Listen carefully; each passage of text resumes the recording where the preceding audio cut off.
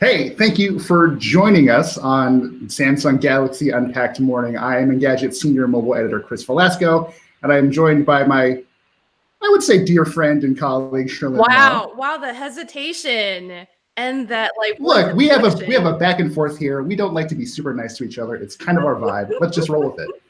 Hi, I'm Sherlyn, and yeah, thanks for joining us today. It's way too early in the morning for me, but way preferable to actually having to attend this event in person. Oh my God, could you imagine? So yeah, if this was any other year, if COVID didn't strike, Sherlyn and I would probably be at Barclays Center in Brooklyn, which is great for me because I only live like 20 minutes away. But we'd be fighting for people for seats on basically the floor of a basketball court, and it would be cool, but also kind of the worst. And last year, I think it started to rain too as we were waiting in line outdoors. That was fun. I really enjoyed protecting my laptop with my body or making sure my stuff didn't get wet. But yeah, I don't know about anyone else watching this or you. I know you're kind of aggressive, V, but I get extra aggressive on show days. For sure. I have a reputation among certain members of the Engadget staff, and this mostly at Apple events.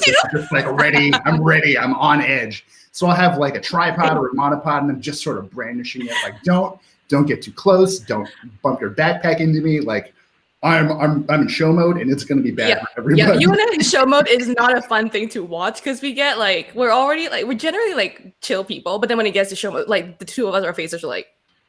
Well, that's the thing. Yeah. Like we're very competitive people to start with, and when it's show mode, we get hyper competitive, and we're within like the same 3 feet of each other. So it's just bad.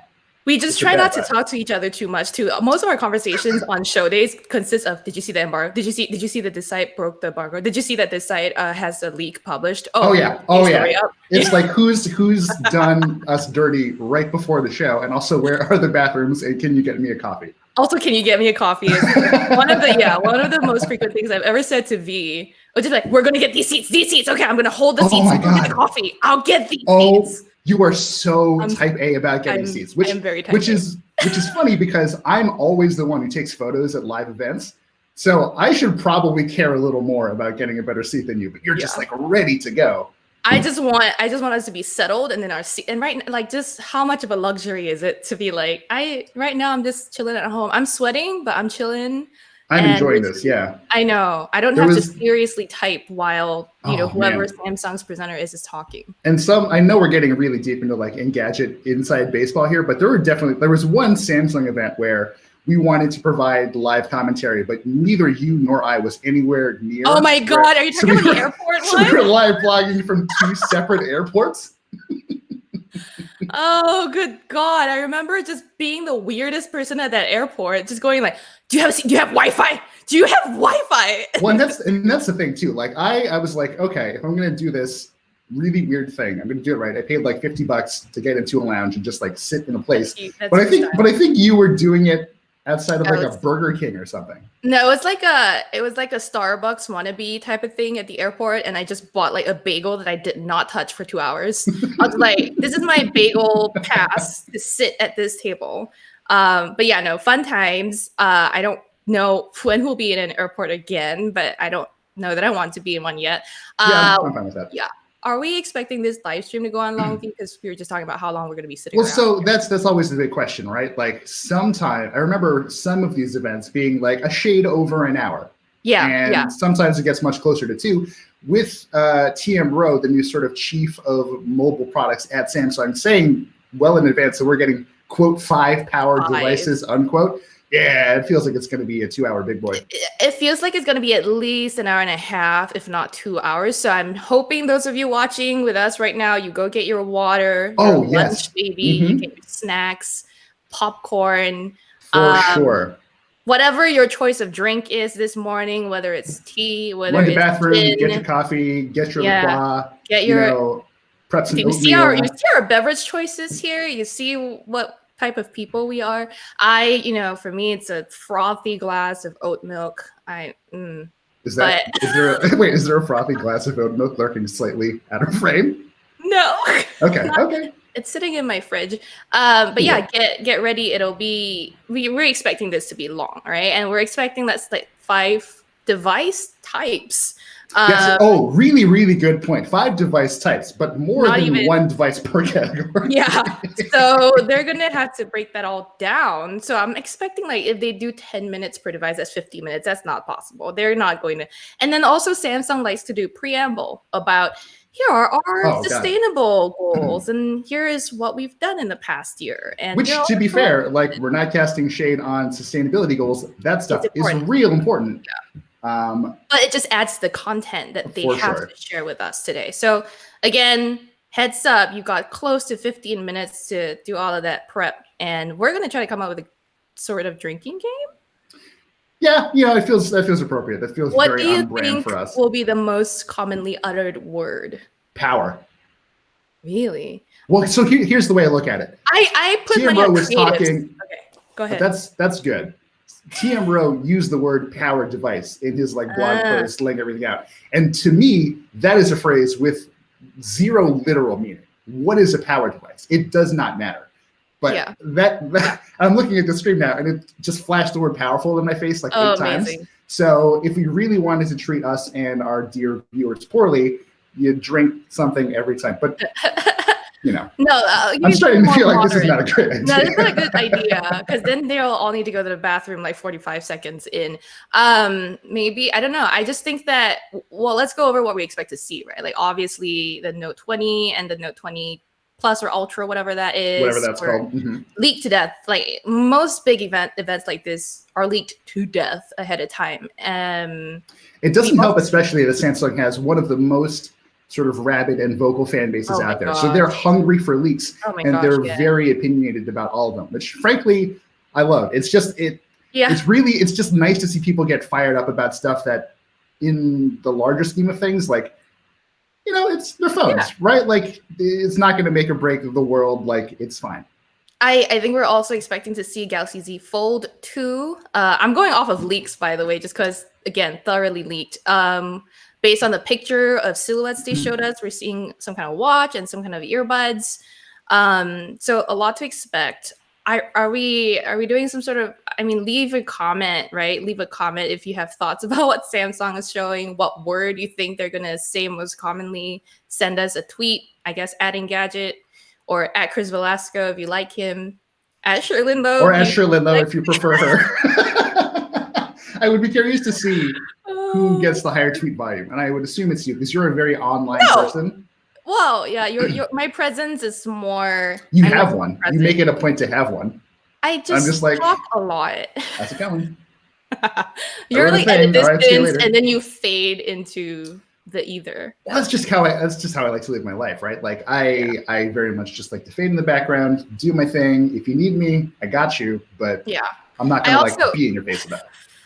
Speaking of not being in your face, I want to remind everyone we're not going to try to talk too much during the stream so that we're not drowning out Samsung. Obviously, this is about watching what Samsung is going to say. So rest assured that all this chit chat going on right now is not going to happen while we're live streaming or while Samsung's live streaming. But after the show wraps, we'll definitely tell you what we think. And as it happens, I personally think that we should share with you some of the context around the announcement. So, for example, if they say the Note 20, I don't know, has a quad camera setup or whatever, we're going to tell you, if that's similar to the S20 or whatever. Because we have all this, or V at least has all this information stuck in his head, and so hopefully we'll be able to provide enough context that this will be more meaningful for you than just watching Samsung's live stream. I just opened up a new browser window to check and see what the chat is saying. Angeli says, "Wait for BTS to show up," and I would love that so much. I'm not even a huge BTS person. Oh my god! Give me something. Oh my god, that would be amazing. Did they just do "Boy with Love" with Halsey? I think so. Yeah, I'm a bigger fan of Blackpink and old school 2NE1 and Brown Eyed Girls, which is to me really old, but whatever. My K-pop fandom isn't super rabid, but I know some. But yeah, I would be super stoked. I don't know. Do you think BTS would be here? They did pop up in that little sort of promo before the show. So and there's the BTS buds. It's also not like they have to go anywhere for this, right? Sure, sit in a nice room and stream for a little bit. What else are people saying in the chat? Actually, you know what? It's a lot of BTS. It's a lot of BTS happening in our chat. And guys, we are here for you. We're all about it.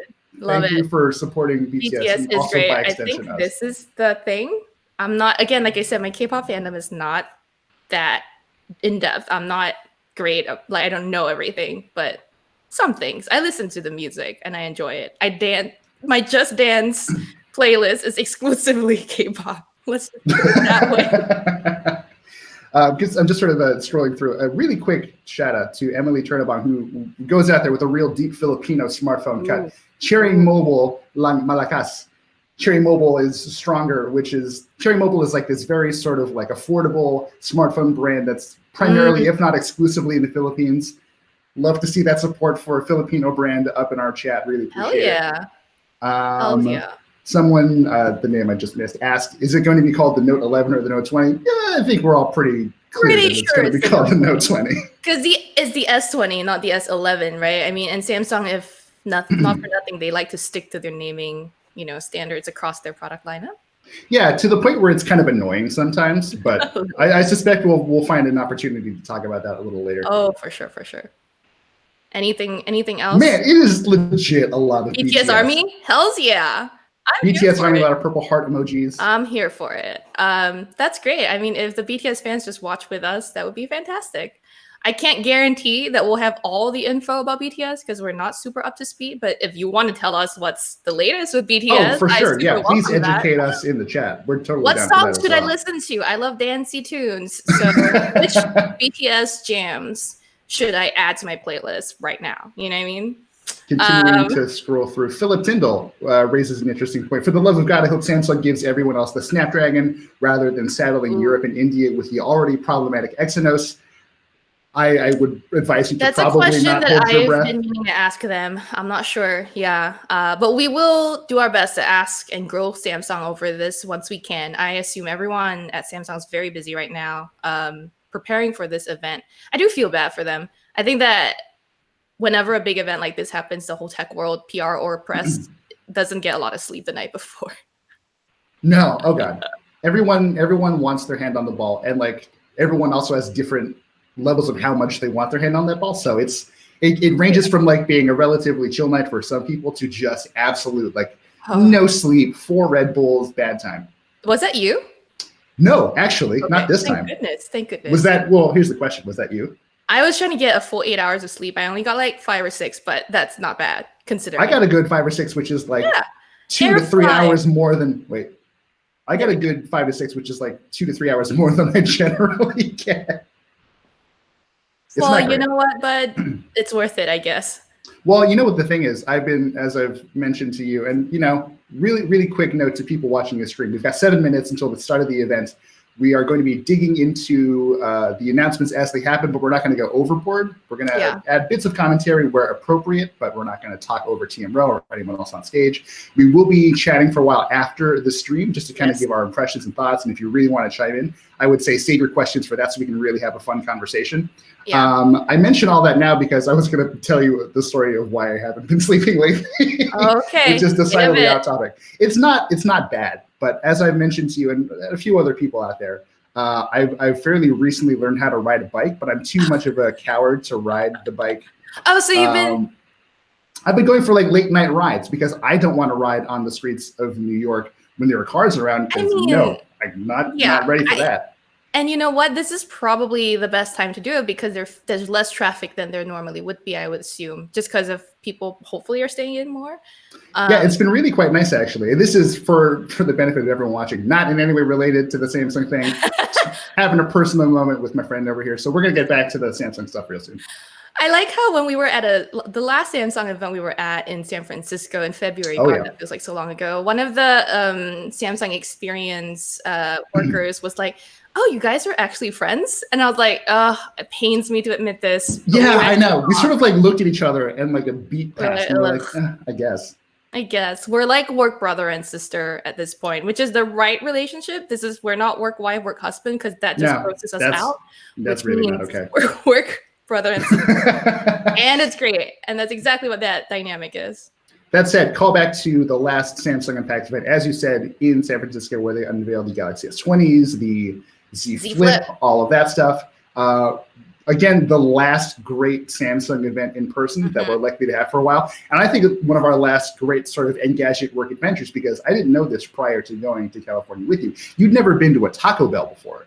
So we rented the car and drove out to what is literally the world's most beautiful Taco Bell on a beach, I believe in Pacifica. Really highly recommend it. If you're in the area and need really mediocre but delicious in its own way Mexican food, Taco Bell on the beach is beautiful. I will say also, this is in no way sponsored by Taco Bell, but I will say I never had eaten in a Taco Bell since before that. But even when I went, I didn't even get a taco. I ended up getting what was it, like churros or something, which if you know me, it's very on brand because all I eat is sweets. But I think all I ate was that's true. Yeah, we went with a couple friends and you got a bunch of food, and I think delicious got food. Some great photos of the really successful Motorola Razr that day. Speaking of the Razr, speaking of the Z Flip, I mean, speaking of foldables, Sherlyn, yes. see how we're zagging right back into Sherlyn. What are your expectations for this new foldable? It looks really nice based on the renders that we've seen. I mean, there's a nicer screen on the outside, it looks like, an actual, perhaps usable screen. I mean, the older one had like, what, a 4.7-inch display? I forget the exact dimensions, but it looked comfortable. 4.7 or 4.8. Yeah, and then, so now we're hopefully going to get a bigger one. But I'm more interested in like what the people watching this, you have 4 minutes left to tell us what you're most hyped to see. Yeah, I'm jumping back in the chat. So if you have any thoughts, 4 minutes, let's do it. Yeah, let's do this for the next 4 minutes, or 3 now, as sweat runs down my face. Just ignore me if I'm touching my face or my hair. I have a little dabbing rag over here. I wish I'd been that smart. Oh, this was left over from yesterday where I was. So I'm shooting in my basement, and it gets really gross down here. So apologies to anyone who's seen me in a recent video just looking schwitzy. It ain't great. Chat is moving very fast, and I'm still seeing a lot of purple hearts. I'm seeing a lot of BTS. That's good. That's good. I can't lock on someone's. Okay, we're getting some messages saying no sound. So if our guys can. Is it no sound on the trailer or no sound on us? You know, on the tough to say. Let us know if you're not hearing us speak or if it's just a stream. Yeah, drop messages in the chat if we're just not doing anything. But yeah, studios guys, if you could just sort of check in and see if everything's okay. So by the way, there is a site called Naver, I think, that confirms that BTS might be involved in Unpacked, so we might see them. So stay tuned. Naver is and I'm not super up on my Korean social networks, but then that's like a Korean social network / social web company, I really don't know very well at all. I'm sorry. But yeah, I mean, it sounds like that's why the fans are out here on, you know. Okay, we're now hearing that we're getting no sound on the trailer. Okay. So the trailer, I think the sound might come on. Which is probably correct. I think that's probably a Samsung thing. And you know what? Way to go, Samsung. But also, bear in mind, we have 2 minutes left until the show starts. So if there was ever a time for them to kind of build up the suspense and dial down the sound, it's probably now.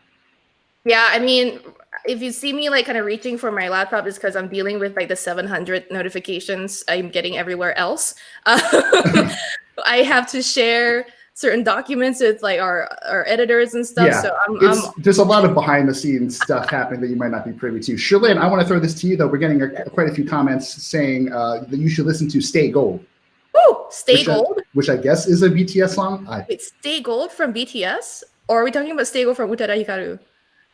I'm pretty sure we didn't drag her into this conversation yet. So no, you know, so I'm gonna assume it's BTS. What I'm gonna do is go back through the chat after this and pick out the names that you guys leave of songs, and I'll add them to my playlist. Or like tweet me at Sherlyn Low. That's an easier way for me to tweeting is probably the easier way to them because the YouTube chat is like what I'm hearing is raging with full of BTS. It's popping off. We love the hearts better than the hate, obviously, right? So that's all good. We got 1 last minute, guys. Are you excited? Because I'm pretty excited. I want to shout out to the people who are tweeting me. Tarek, thank you for watching the pre-show before the big show. Yeah, hopefully you didn't hate me and Sherlyn just sort of catching up because it's been a while since we've spoken. I'm sorry, can't help being friends. It's what happens when we work so much together. And it's been like several years.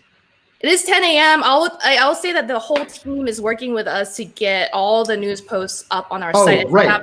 Check out the site. That is the important thing to note. It is officially now 10 a.m. Eastern. So if you want to see what Samsung has announced, you can also go to Engadget.com. You can actually check out our site for all of it. Because we've covered all of it.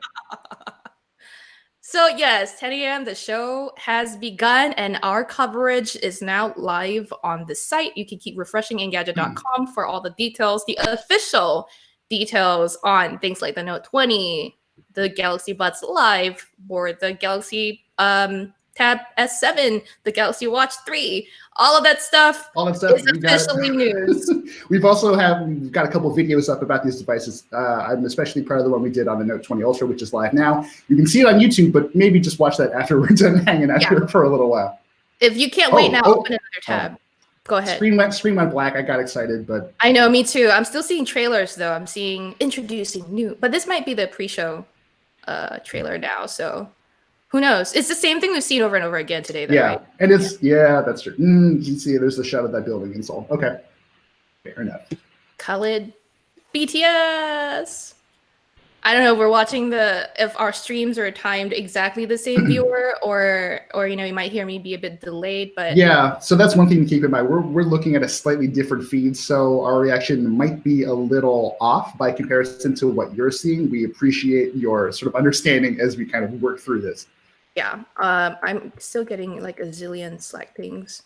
Yeah, why does everyone want to talk to us now? I mean, in fairness, people want to talk to us all of the time anyway, but all right. Kind of busy. For any Engadget team member that might be watching this, you're just talking to more coworkers now. Yeah, I know, because I just can't type anymore. If you want to get my attention, leave a note in this Google Doc I have open. Aaron knows how to get our attention there. I'm just gonna shout out to Aaron. Shout out to Aaron, our executive editor, one of my favorite people on the team. Although I say that about a lot of people. You really do. But everyone's so nice. Yes, this is true. We have a great team. Still waiting on this stream to start, y'all. I know. This and we believe this is on a Samsung side, so we'll see. Can we also say that this year's signature color kind of looks like it's gonna be bronze, that kind of bronze coppery color that we're seeing on all the material. What do you think of the color, V?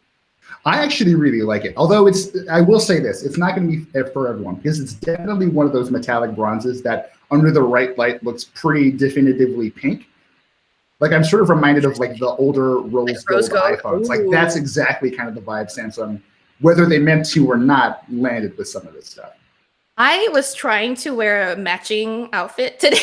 I was like, let me wear something bronze. I do not have See, that was ambitious of you because whenever I do stuff in my basement, my priority is to try and wear something that I'm not going to sweat through. And if you've seen any of my videos recently, you'll know that I don't always succeed at that task. I have not seen your videos. I'm just not a... Yes, that's fine. We communicate enough. Yes. Wow. I got people just in my Slacks going, hi, I'm pinging you just to be annoying. Thanks a lot, Terrence. And see, that's why I keep my mouth shut. This is what happens. This is like Engadget's a family. Well, I use air quotes. We're a family because people will annoy you just to annoy you. I'm like crying because my eyeballs are sweating. I just want to say that's how intense the sweat is right now. Samsung is like really late on this one, which is fine. Sweat, yeah. Because we are getting like legit, very solid song recommendations in the chat. Again, guys, if you have more for Shalin and I to listen to from BTS, who may or may not be appearing at Unpacked in some capacity today, let us know. But also, if you have thoughts about Samsung new devices or Samsung's trajectory in general, let's do it. Yeah. I got a tweet. It's Stay Gold by BTS. Thank you to Mimo. Thank you. Okay, so we've gotten Stay Gold as a request lots and lots of times. So Shalin, I will definitely have to check it out. I will dance to it. It'll be fun. You know what? I would say if we could clear it, we should listen to it now and just give people a live reaction to our first hearing of this song because this stream isn't going to start for another couple minutes, it seems. So whatever. Do you guys like it if we streamed Stay Gold right now? Ooh, we definitely cannot do that. I don't think we can because there's licensing. I feel like we owe them several hundreds of thousands of dollars. We would. I'm also getting a call on my phone.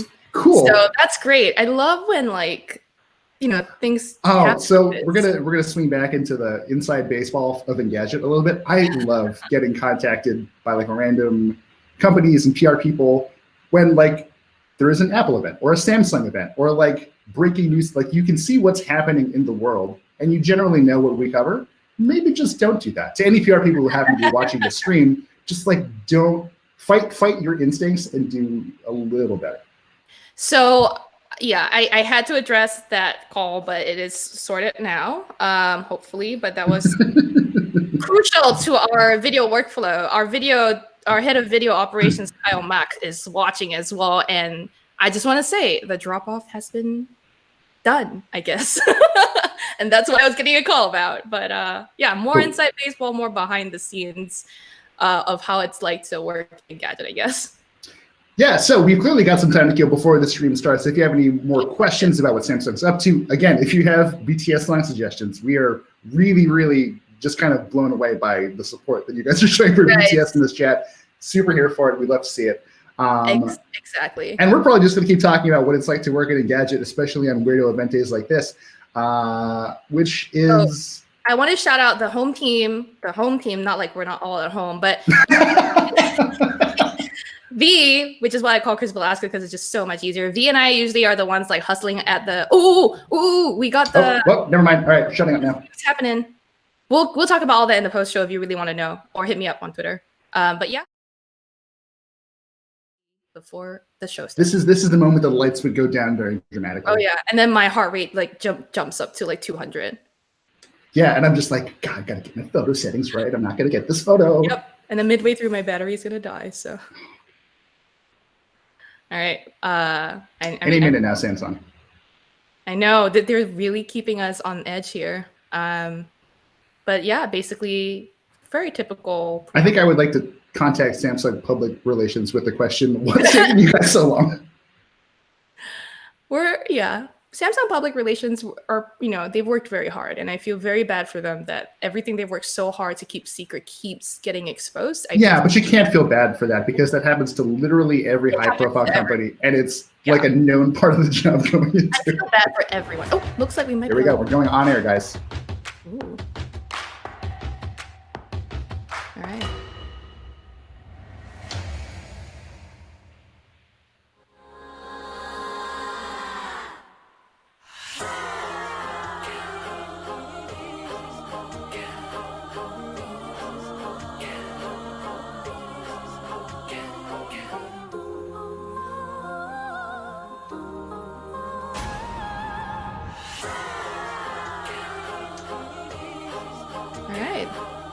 This looks pretty nice.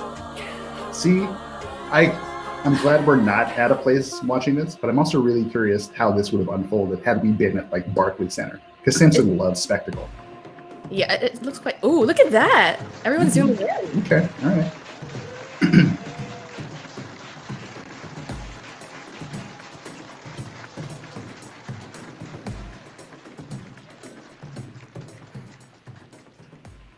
Good morning, good afternoon, or good evening. Welcome to the Galaxy Unpacked 2020. I'm Federico Casaleño, live from Korea, and I'm honored to be your host for this event. And I hope you enjoyed that stunning opening with AR. We are proud to share the mobile experiences we have reinvented for you. At Samsung, we always push the limits of innovations, and we constantly reinvent products and experiences. At this time, we also reinvented our event so you can enjoy the Unpacked from the comfort and safety of your home or office. So even if we're physically apart, we are together, connected by a shared passion for innovation, technology, and beautiful design. Thank you for joining us. And we are also excited to welcome our Samsung members from all around the world. As Galaxy users and ambassadors, you provide valuable insights and inspiration. Thank you, and let's have some fun. Let's do that. I also keep wondering if I'm going to see someone I know in the background. I know. Also, Zoom Applause is kind of strange. Has always focused on meaningful innovations that make your lives better. My role at Samsung is to understand the different ways we all live, work, and play, and then design and deliver cutting-edge experiences keeping people at the very center of everything we do. Our focus is on authentic human experiences through meaningful innovation. And we will show you what that looks like shortly. Today, the world has changed so unpredictably. And we cannot simply continue like in the past. We must redesign a better future together. And Samsung is ready to lead this transition to the next normal. That's the commitment that underline our vision. And on that note, it is my great pleasure to introduce you to TM Rowe, President and head of Samsung Mobile, and the driving force behind our vision. Please join me in welcoming TM to the stage. I wonder how much of this is pre-recorded, like the applause. All of it, right? Yeah. Hello, and welcome to Galaxy Unpacked. You know, for many years, everyone in technology has promised to change the world. Sometimes it's easy to forget that the opposite can happen. The world can change us. Over the last 6 months, since we met in San Francisco, so much has changed. These are extraordinary times, and we are facing extraordinary challenges. They are just saying that the only time you ever hit a bump in the road is when you are moving forward. The faster the ride, the harder the bump. There's only one thing to do when that happens. Keep pushing the pedal to the metal. Embrace the next normal. That's exactly what we've done at Samsung Mobile. We know these are challenging times, and people are depending on technology more than they ever have before. Technology can help empower you in these times of adversity, so that you can live every moment to the fullest. Today, we are announcing the most powerful devices we've ever created to help you do just that. They are bold and beautiful. They redefine what's possible. Now, more than ever, we all need that. At this event, we often like to talk about technical specs. I'm an engineer, so trust me, I would love to do that. And you'll hear a lot more on that topic shortly. But we should always remember why we do what we do at Samsung. Innovation has always been in our DNA. And we don't just innovate cutting-edge tech. We innovate experiences. We built our ecosystem in support of how you live your life. Our mission is to give you new ways to communicate, new ways to get your job done through intelligent connections. So then you can talk to your parents and friends, whether separated by an ocean or by a pane of glass, to keep your children in school, even when they can't go to school, to support a healthy lifestyle when we all need it most, maybe even to help you play hard when you should be working hard. That's our mission at Samsung. It's at the top of my mind every morning when I wake up and every night when I go to bed. How can we create innovations that truly matter? Among many other products and services, we are proud to announce some of those innovations today. A smartwatch that acts as your personal health. Oh, hey, what's up, Galaxy Watch 3? All right, baby. Earbuds Ooh. that let you tune into every moment. They're never not going to of look like your life. beans. A I don't think tablet they do. that lets you maximize your personal time. 777, what's up? And I'm very proud to announce our new Note, Woo. the Galaxy Note 20 and Note 20 Ultra. Mobile phones so For more on powerful these phones, check out that they Engadget. Hey, work power. like a Take a shot. computer and play like a gaming console. Together, Don't encourage they me. are part of the growing Samsung ecosystem.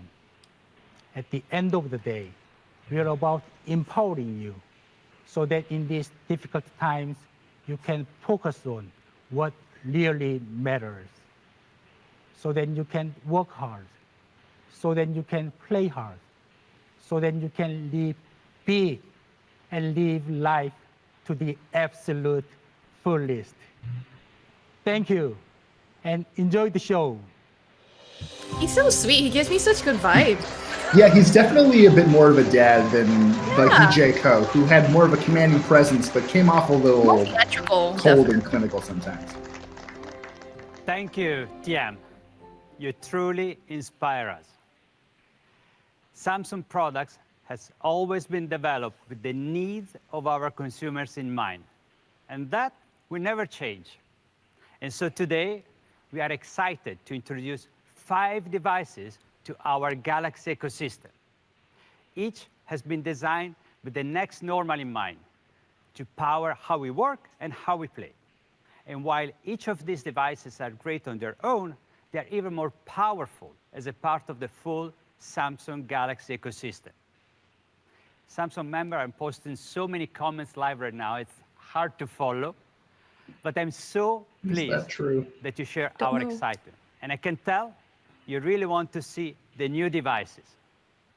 So everyone out there, let me start by introducing the all-new Galaxy Note 20.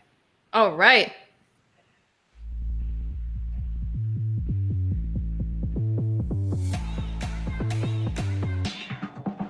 I gotta tell you, I think I personally find this bronze kind of fabulous, but in an egregious sort of way. You know, it's a little ostentatious, it's a little out there, but I don't hate it. The green is especially nice. We have not seen the It green looks in so person. good. I mean, I don't know. I have to see the color in person, I think, because these pictures don't seem like they do it justice. Yeah, and to be fair, like when you see this thing in real light, in the real world, it doesn't really look like that. It's not nearly that metallic and striking. Actually, the back on both the Note 20 and the Note Ultra is matte, which took me a little getting used to, but is actually kind of slick. Wow, there it is, the Galaxy Note 20. It Hey. is. Note users have always been energized by work and inspired by play. Now that the division between work and play is blurring more than ever, we need to move fluidly between the two. Note 20 was designed to meet this need and support us in our daily lives. It's a new and improved way to optimize time and maximize efficiency. The new Galaxy Note 20 comes in 2 versions, the Note 20 and the Note 20 Ultra. With everything we do on our phones these days, the display is really important. The Note 20 has a 6.7-inch screen, and the Note 20 Ultra has the largest smartphone display yet in our Note series at 6.9 inches. Whew. The display This is my the first most problem with the vivid Note line. and brightest you can find Too on a big. smartphone today. What is It the gives point of great having 2 devices that are so visibility close? indoors and outdoors. There's a difference in price, but personally, I don't see. We've seen your Anyway, testimonies we'll get into that. no matter how you use your smartphone, once you experience the buttery smoothness of a 120 Hz display, it's Only on really the hard to Ultra. go back. Oh yeah, duh. We're proud to bring that same experience to the Note 20 Ultra. And considering how much you'll be using it, we're happy to protect the new Note with the toughest glass ever on a smartphone. The Note can keep up with busy multitasking lifestyles. It delivers the best of power Hey. and the best of productivity. Drink. Note 20 and Note 20 Ultra have the fastest processors in the Galaxy series. Advanced chipsets combined with our all-day intelligent battery give you the power to last. And if you're Note ever they running don't low, point you out can get battery more than figures 50% because charge the batteries just in 30 the minutes. Note 20 That's staying Ultra power is you smaller can than the count on. one in the S20 Ultra. We also offer end-to-end security in hardware and software with Samsung Knox. The processor, by the way, the If you Snapdragon think about 865 everything that Plus, we at do least on in the our US. phones, It's reassuring to Yeah, know. sorry. I'm pretty sure it's an Exynos Cameras are for an Philip integral Tyndall, part I of think, the who really smartphone didn't want that. experience. Sorry. For guys. me, my gallery has replaced my diary. I use pictures to remember where I went, who I met, and even what I ate. I know a lot of you can relate. I We can. expect our phones to do I was a going to say, lot, that's why I was laughing. and Note 20 cameras are designed to live up to these high expectations. They come with one camera on the front and 3 in the back: ultra wide, wide, and telephoto. You can get sharp pictures even when the subject is far away, and crisp shots in low light. It's the biggest leap in low light photography in a galaxy. And as you can see, the bold design is a proud declaration on its own. You can see in those Ultra photos has a clearly how big that hump beautiful is, right? widescreen, Oh my God. powerful performance, and outstanding camera. They come together to deliver a fluid experience that opens up new possibilities for work and play. When our invite and teaser videos dropped a few weeks ago, we were amazed by all the buzz about Note 20. These are some of the comments we received.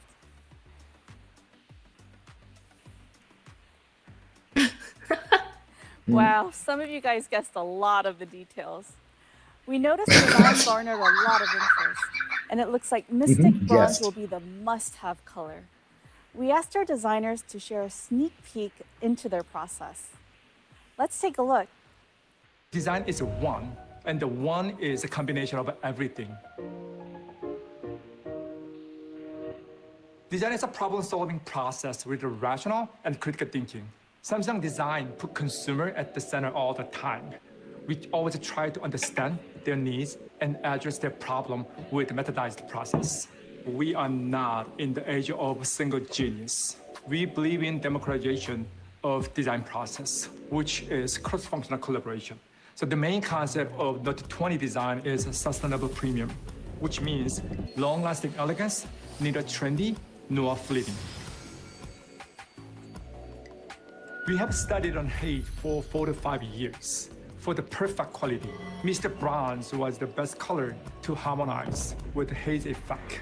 And it is gender fluid and sustainable as well. The Mystic Bronze of Note 20 and the Note 20 Ultra look the same, feel the same, but they're different materials made with contrasting methods. For the Note 20 Ultra, we etched the glass to create a satin finish. For the Note 20, on the other hand, we applied a special coating onto reinforced polycarbonate to realize the same look and feel. This way, within a single series, we deliver the values of both premium and pragmatism. In addition to Mystic Bronze, we settled on Mystic White, Mystic Gray, Mystic Black, and Mystic Green. We always observe, listen, and adapt ourselves to what are happening in our society.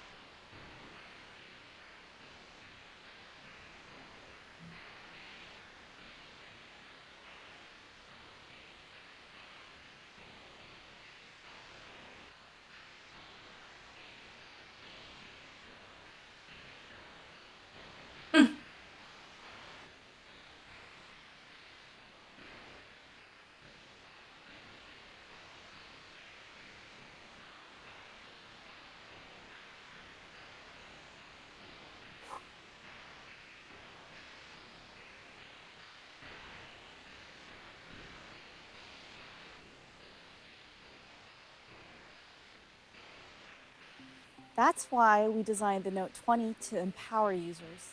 And of course, this is here to help. That's right, it's the S Pen. The S Pen defines the Note experience. Our engineers have continuously improved and developed it to put more power at your fingertips. Here's how.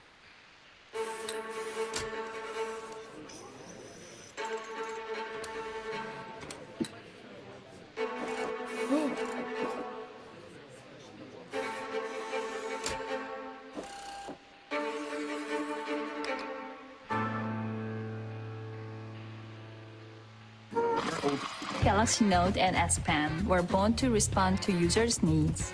We knew people would want a large screen smartphone with a pen inside because they are watching more online video than ever before. As engineers, our job was to realize this vision through intensive research and development. And so in 2011, Tasks of smartphones and the mobile tablet in one device. created a new category of phablet. Over the past 9 years, the S Pen has been reimagined as a truly powerful device. In the early years of its development, we wanted to keep satisfying those who say that, I like writing with the S Pen. So our primary goal was to provide a better feel to the writing and achieved improved recognition. But if you've been watching how it's developed since then, you will know it's no ordinary digital pen. We introduced AirView, which enables the viewing of additional content by hovering the S Pen over the screen. The Air command gave an instant reading of available tasks, while the Smart Select received much praise for providing more freedom in doing screen captures. We also added a translation feature, which students really loved. And there's Action Link that turned handwritten notes into action for immediate use. But still, we received feedback saying, I draw a line, but it appears too slowly. It was a perceptive observation that gave us a real jolt. That kind of latency is created as the pen's signal is picked up by the handset, processed by the software, and then finally drawn on the screen. One of many solutions was the AI-based point prediction. We had our system analyze tens of millions of writing and drawing samples, much more than before. Based on this, the device predicts the next expected point of the S Pen. Since the predicted point should be closer to the real next point than the last point, the process can contribute to decreasing the latency. Also, thanks to a doubling of the display's refresh rate to 120 Hz, the Note 20 screen now shows the data from the S Pen twice as frequently as the Note 10. In the end, we reduced the latency to 9 milliseconds, moving the S Pen one step closer to the natural feeling of writing on paper. Handwriting on a digital screen was not a common thing 10 years ago, but now it has become a common experience. I think Galaxy Note and S Pen set a kind of new normal. And thank you so much for letting me be a part of this high refresh rate, that's great.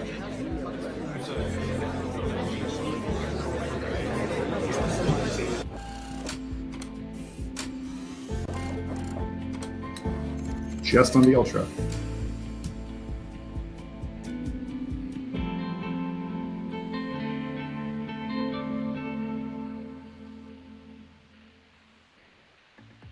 It is amazing what this pen can do.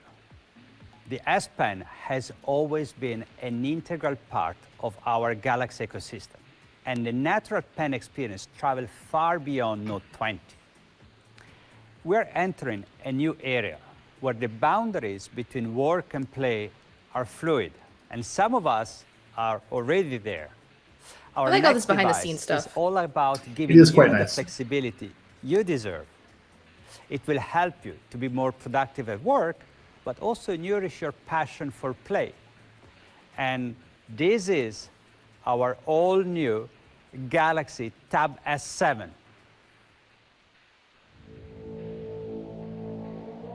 Tab time.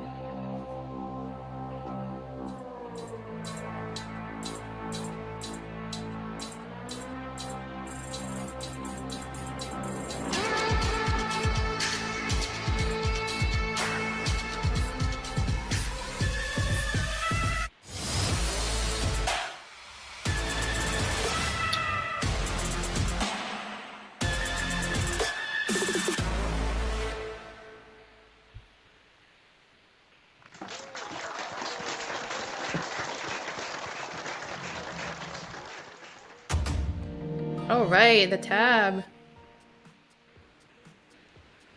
And here it is, the Tab S7. I'm really excited for you to discover its full potential. It represents a substantial leap from the previous generations. And here is Adrian to tell you more.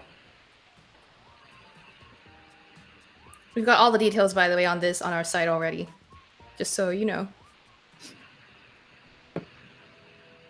Hi, everyone.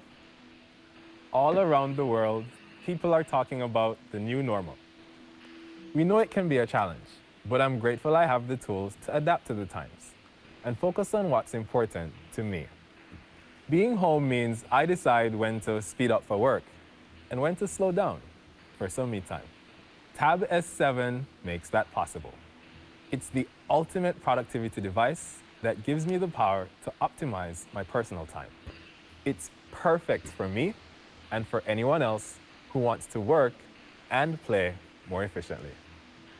Tab S7 comes in two sizes, an 11-inch model and the larger 12.4-inch Tab S7 Plus. The Tab S7 Plus has the largest Super AMOLED on a tablet today. And remember that ultra-smooth 120Hz display? We're bringing it to tablets for the first time. Tab S7 has the most advanced display among tablets, offering brighter, crisper images than ever before. When it comes to design, our goal was to combine portability and style. Despite the full metal design, it's very lightweight. Look at it from the side. Impressive, right? In fact, the Tab S7 Plus is the slimmest tablet of its size on the market. It's incredibly thin, light, and durable. The Tab S7 and S7 Plus come in 3 new color options, including, you guessed it, this year's signature, Mystic Bronze. What You up? might be thinking, looks great. Now where's the S Pen?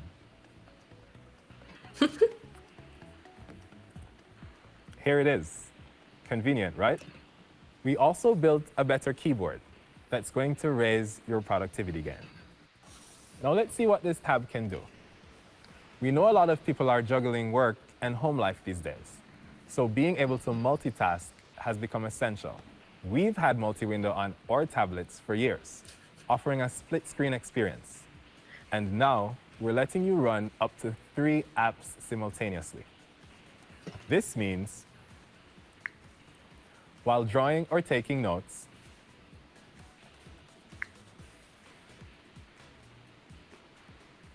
you can watch videos on YouTube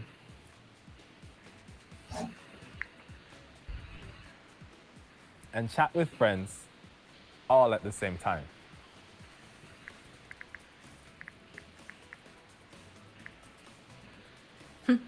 And of course, we continue to give Galaxy users ad-free access to YouTube Premium.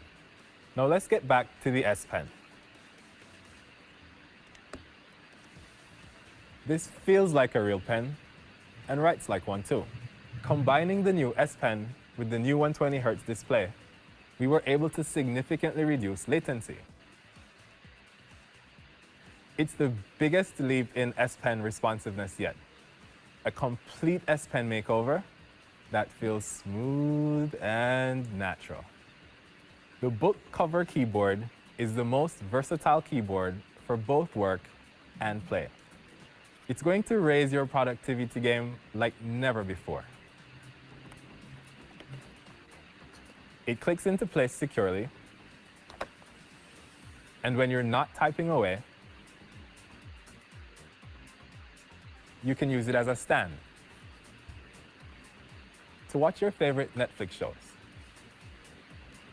and adjust it to a range of angles for more flexibility. What I really love about the keyboard are the touchpad and shortcuts. The touchpad is now larger and supports multi-finger gestures, so it's easier to control your screen. And it has shortcuts, like on a full-size keyboard, bringing a Windows PC experience to an Android tablet. All these innovations start by listening carefully to you, or users. So let's take a moment to hear from one of our Samsung members. Hey everybody, my name is Chris and I'm from the United States. What I love most about the S Pen is that when paired with Galaxy, the possibilities of creation are endless. I really want to know if Samsung has plans to add more cool features to the S Pen. That's a great question, and one we've heard a lot. More than 1 million apps are optimized for Android tablets, and we're seeing increased demand for more S Pen compatible apps as well. Here's the good news. Tab S7 now comes preloaded with 3 great apps. Note Shelf, which is great for note-taking, Canva for designing, and Clip Studio Paint for drawing. Clip Studio Paint is coming to Android for the first time on Tab S7, and we're super excited for you to try it out.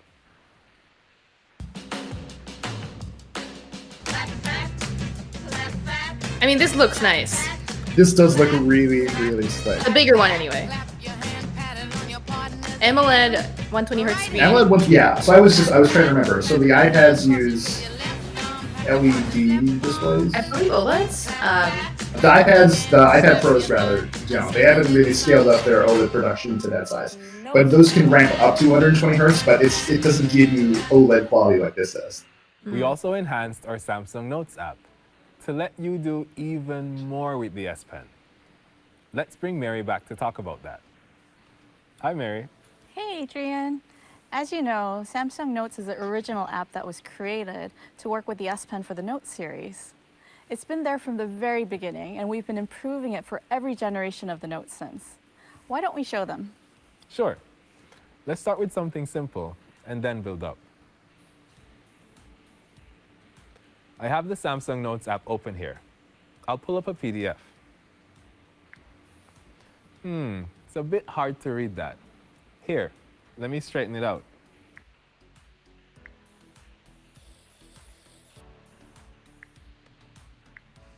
Oh, that was Korean. Yeah, I've been taking classes.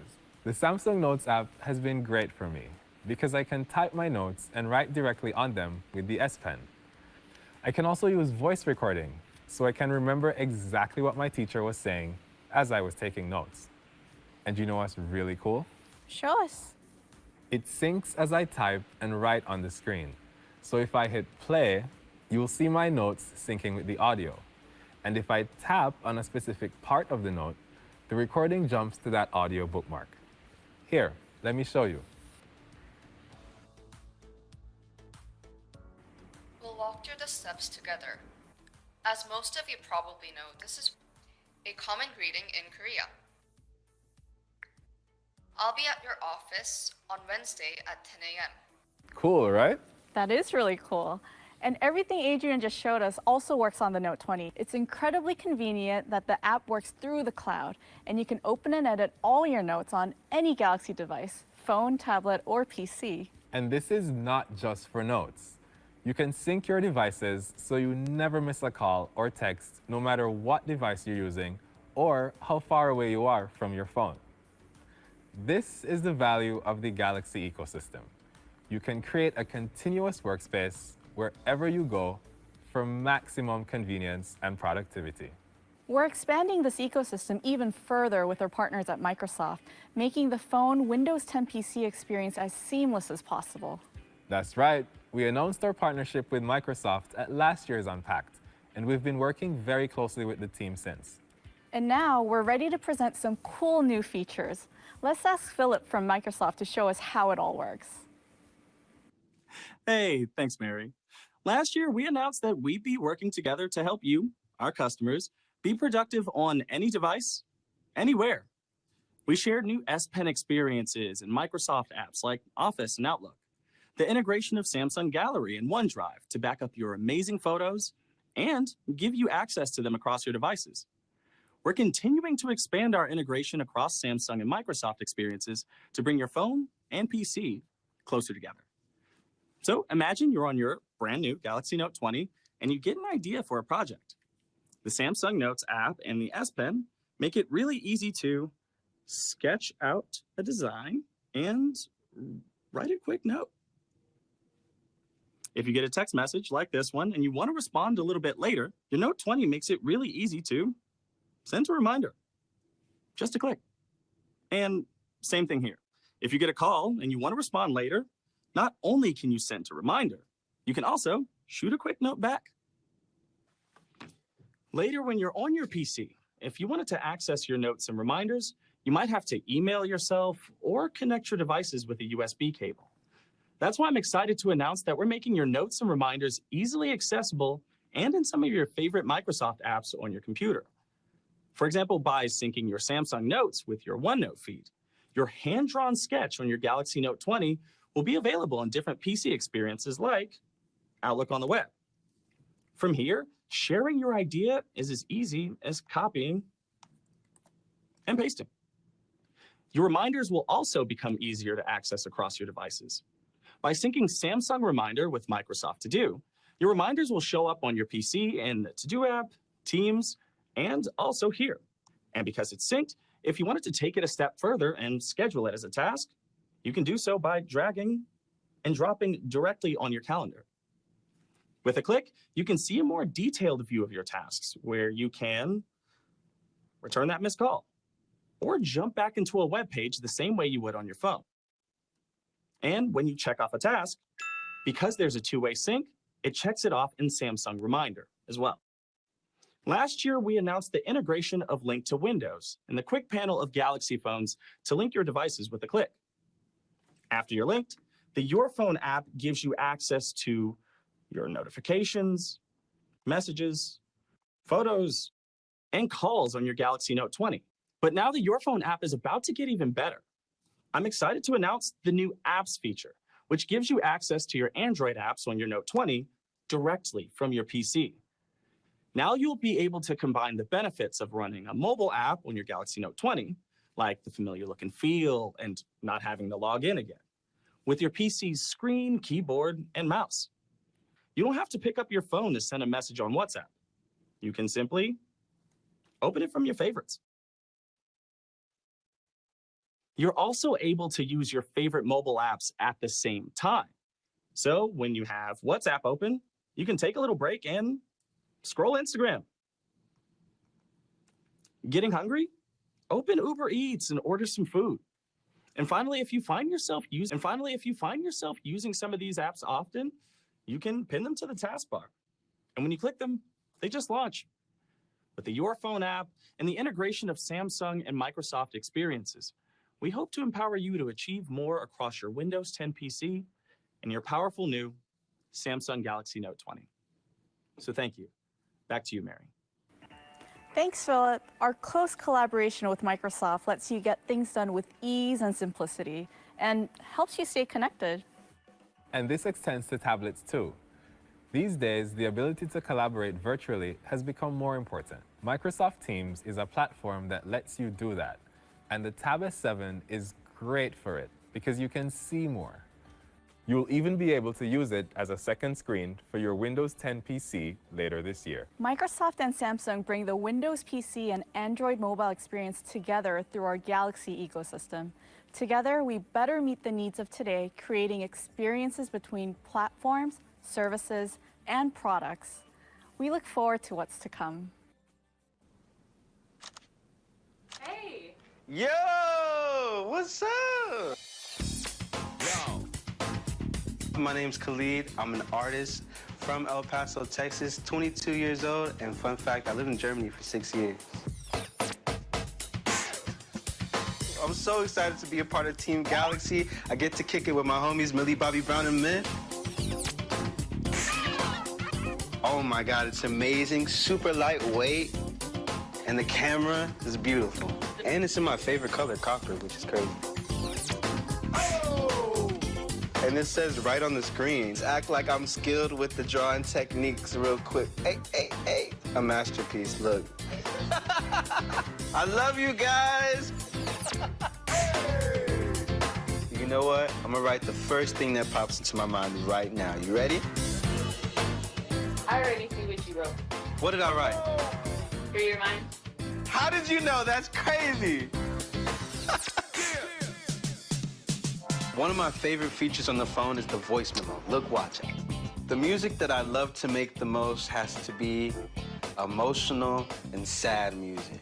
Look. Wow. Yo. Yeah, I usually start with the melody. Let me show you right now. Da da da da. Sounds cool, right? Yeah. First, I'm gonna upload those selfies I took earlier, then I'm gonna go kick it with the homies.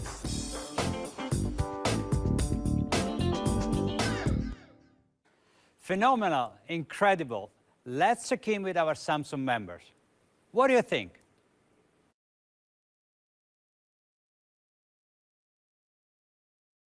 I knew you would love it.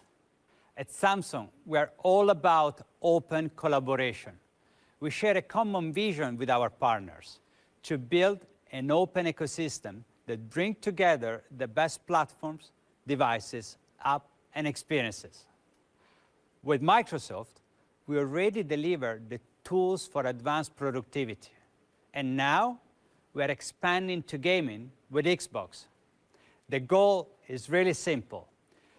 Bring the buzz of Xbox to our Galaxy users. Combine Samsung mobile technology and 5G innovation with Xbox, and you get something really, really cool. To tell you more, here is head of Xbox, Phil Spencer. Thanks for having me here today. At Xbox, we put players at the center of everything we do. Our vision for gaming is to empower every player in the world to play the games you want with the people you want across all of your devices, from console to PC to mobile. Being able to discover and play your next favorite games from the cloud on your mobile device is key to that future vision. We're entering a new era by bringing cloud gaming to Xbox Game Pass Ultimate on September 15th. You will be able to play over 100 games in the Game Pass membership from your phone, including titles like Minecraft Dungeons, Gears 5, Grounded, and Destiny 2. We partnered with Samsung, the world's leader in mobile technology, to bring players the best possible gaming experience. Together, we'll deliver Xbox Game Pass Ultimate to Samsung phones and tablets, including the Galaxy Note 20. Players around the world will be able to access this whole new era of gaming through the Samsung Galaxy Store. We've chosen this partnership because of Samsung's ability to deliver high-quality, innovative mobile devices while pushing the boundaries of 5G technology. Here at Xbox, we're excited to bring your favorite games wherever you are. Our partnership with Samsung is an important step forward for gaming. Thanks, and back to you, Federico. Thank you so much, Phil. This is only the beginning of a beautiful friendship. And we could not be more thrilled for you to experience Xbox Game Pass on our Galaxy devices. I see our Samsung members are really excited. We know you can't wait to try Xbox Game Pass on Note 20. So we ask our brand ambassador to give you a sneak peek. And here is Myth. Yo, what is up, guys? It's Myth here. I'm a gamer, content creator, and Team Galaxy member. Me and Xbox go way back. All right, I started playing Xbox when I was like 3. So crazy to see how Xbox has evolved again. With the Samsung Galaxy Note 20 and Xbox Game Pass, you could play your games from anywhere that you would like to. Because with this little guy right here, you can play them all. I will show you how it's done, all right? To use your Note 20 as your Xbox screen, all you have to do is follow the 3 T's. Churn, toggle, tap.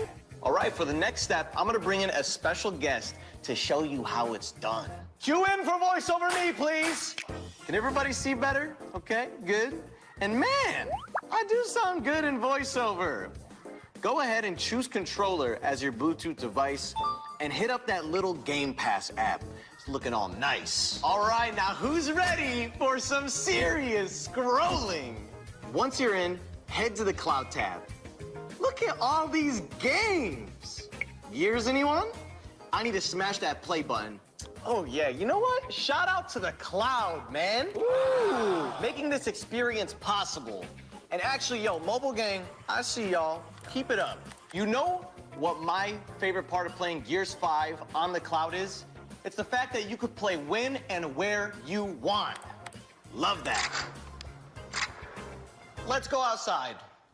Look at me go! And I get to pick up exactly where I left off when I was playing inside. Seamless, you know it.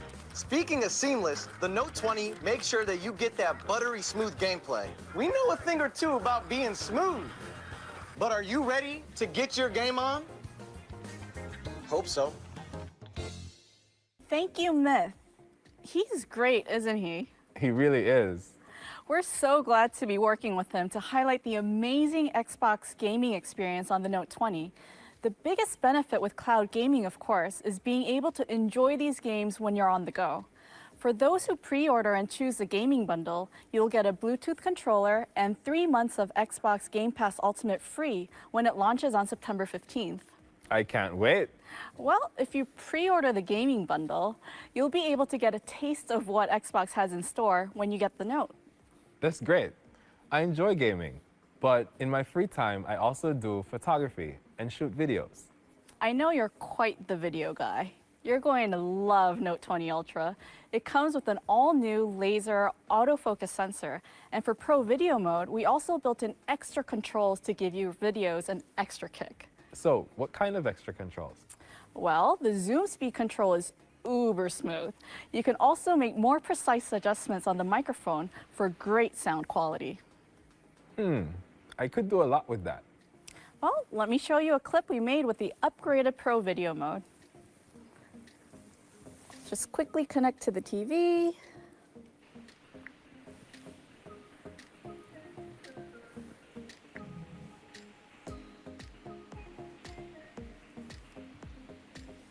There we are.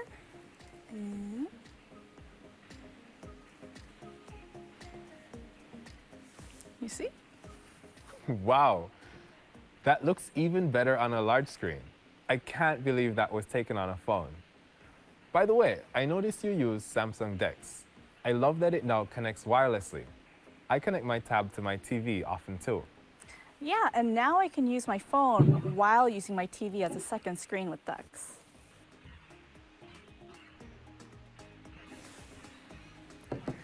This is great because I'm always multitasking. It's perfect for switching back and forth between work and play. The Note 20 and Tab S7 address your needs by combining powerful hardware with intelligent software. And we can't wait for you to try them out for yourselves. There's still a lot to go, guys. Oh my God, this is a lot. We'll go deeper into that Microsoft collaboration in the post-show, but I do want to talk about it. We're going deep about a lot of things. Actually, yes. You have seen all the amazing things you can do with the Note 20 and Tab S7, from productivity to gaming to viewing. But audio is important too. This will give you a whole new level of experience. You have seen a tremendous increase in interest for wireless earphones, which are a must-have now. Whenever you're listening to music on a conference call or talking to friends, you need the flexibility to juggle all the parts of your busy life. Our Galaxy Buds are already exceptional, but we wanted to introduce a new form factor that helps you to tune into life. A unique design matched with awesome sounds. Listen.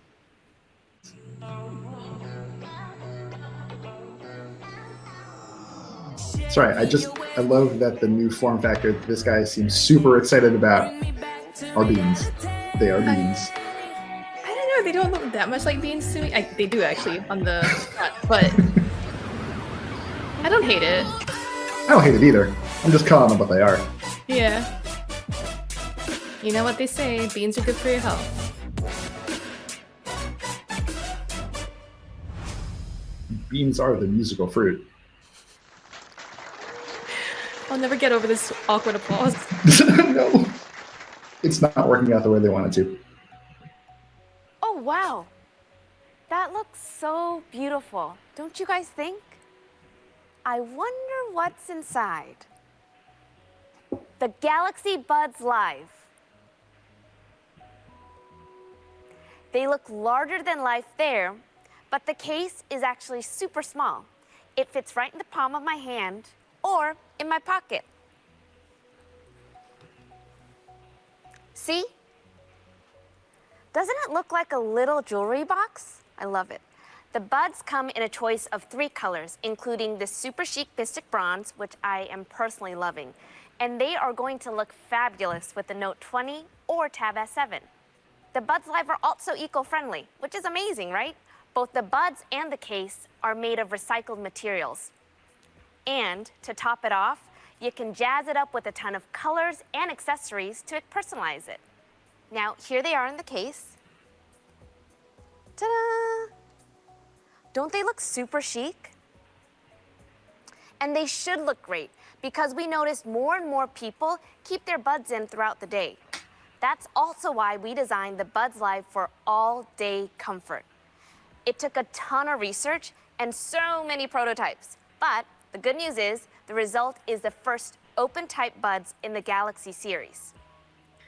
Now, all you have to do is, the wingtips face up just like this, and they fit perfectly in the curve of my ear. When I put them in, they rest really lightly and securely.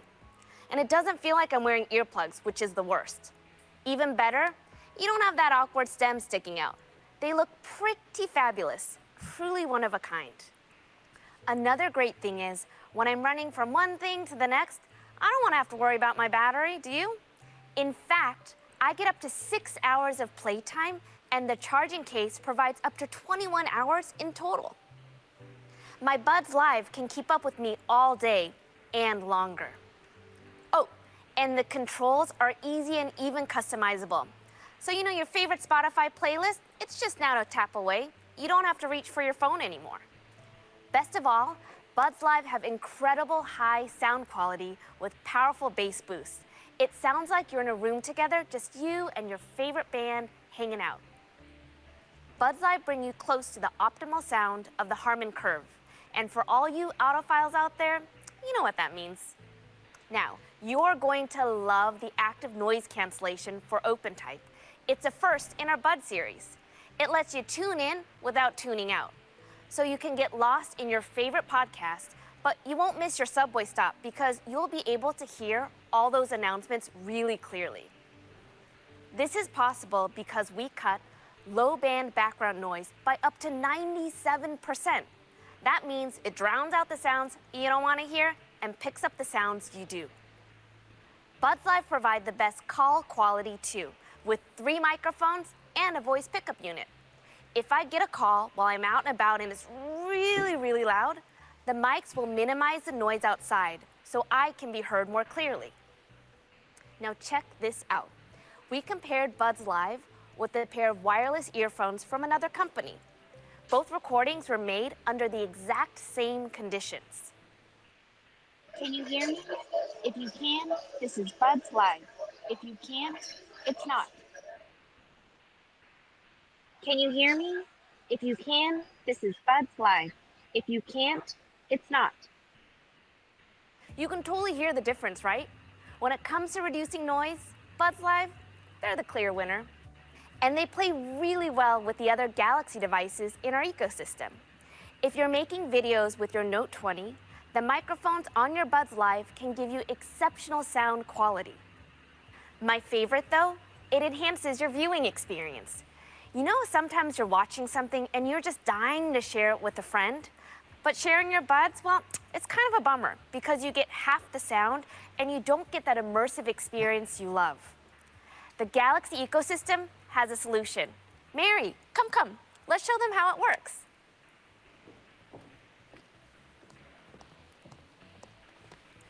Here you go. Thank you. But my buds are already connected to my Note. Oh, no problem. I'm gonna just do a few little taps here.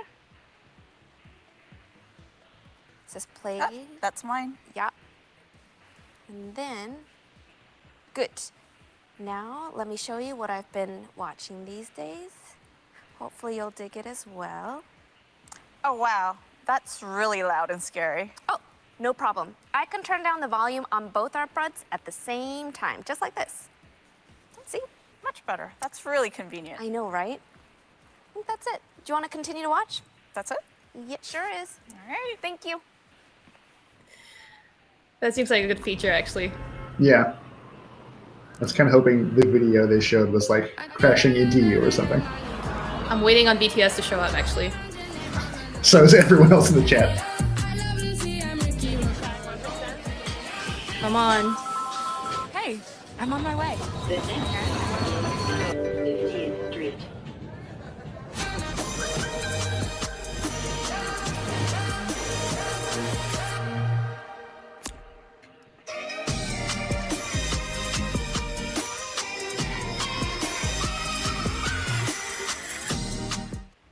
Okay, I have one more thing for you, and you are going to love this. Let me start by asking you to imagine this. Life can get so hectic, so wouldn't it be nice to have a personal assistant to help you manage your life and your health? Well, we made one, and it fits right on your wrist. Introducing the Galaxy Watch 3. Here we go. Not BTS time yet, I guess. Well, maybe your heart's pounding because BTS is coming. Ooh, maybe. Breathe deep because BTS is coming. As a recap, this is called the Watch 3, but it's only the second Galaxy Watch. In between there have Correct. Watch Actives. It's also basically a Galaxy Watch Active 2 with a cool new body and new software. Yeah.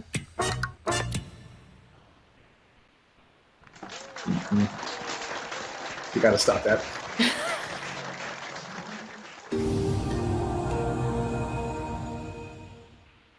Ooh, stunning, right? Inspired by classic timepieces, it's modern and sophisticated.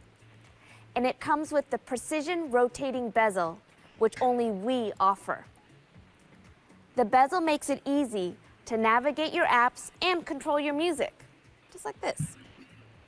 There's something very satisfying about the way it clicks.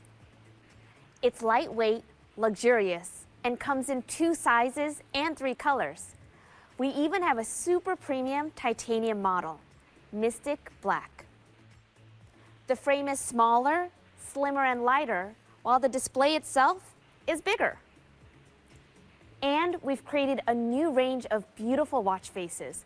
My all-time favorite, it's the Weather Center watch face. I am constantly checking the weather. I know this is a little crazy, but I have 3 apps on my phone just for the weather. Now, all I have to do is check my watch. It gives me constant updates of what the weather is, and it has awesome live animation. It's pretty amazing. Of course, this is something I like, but the advantage of our open platform is that we work with partners to offer you the largest watch face ecosystem in the industry. I know other smartphones are finally catching up and letting you make just a few selections, but I am here to tell you we're talking over 80,000 options. The way we see it, customization is just not good enough.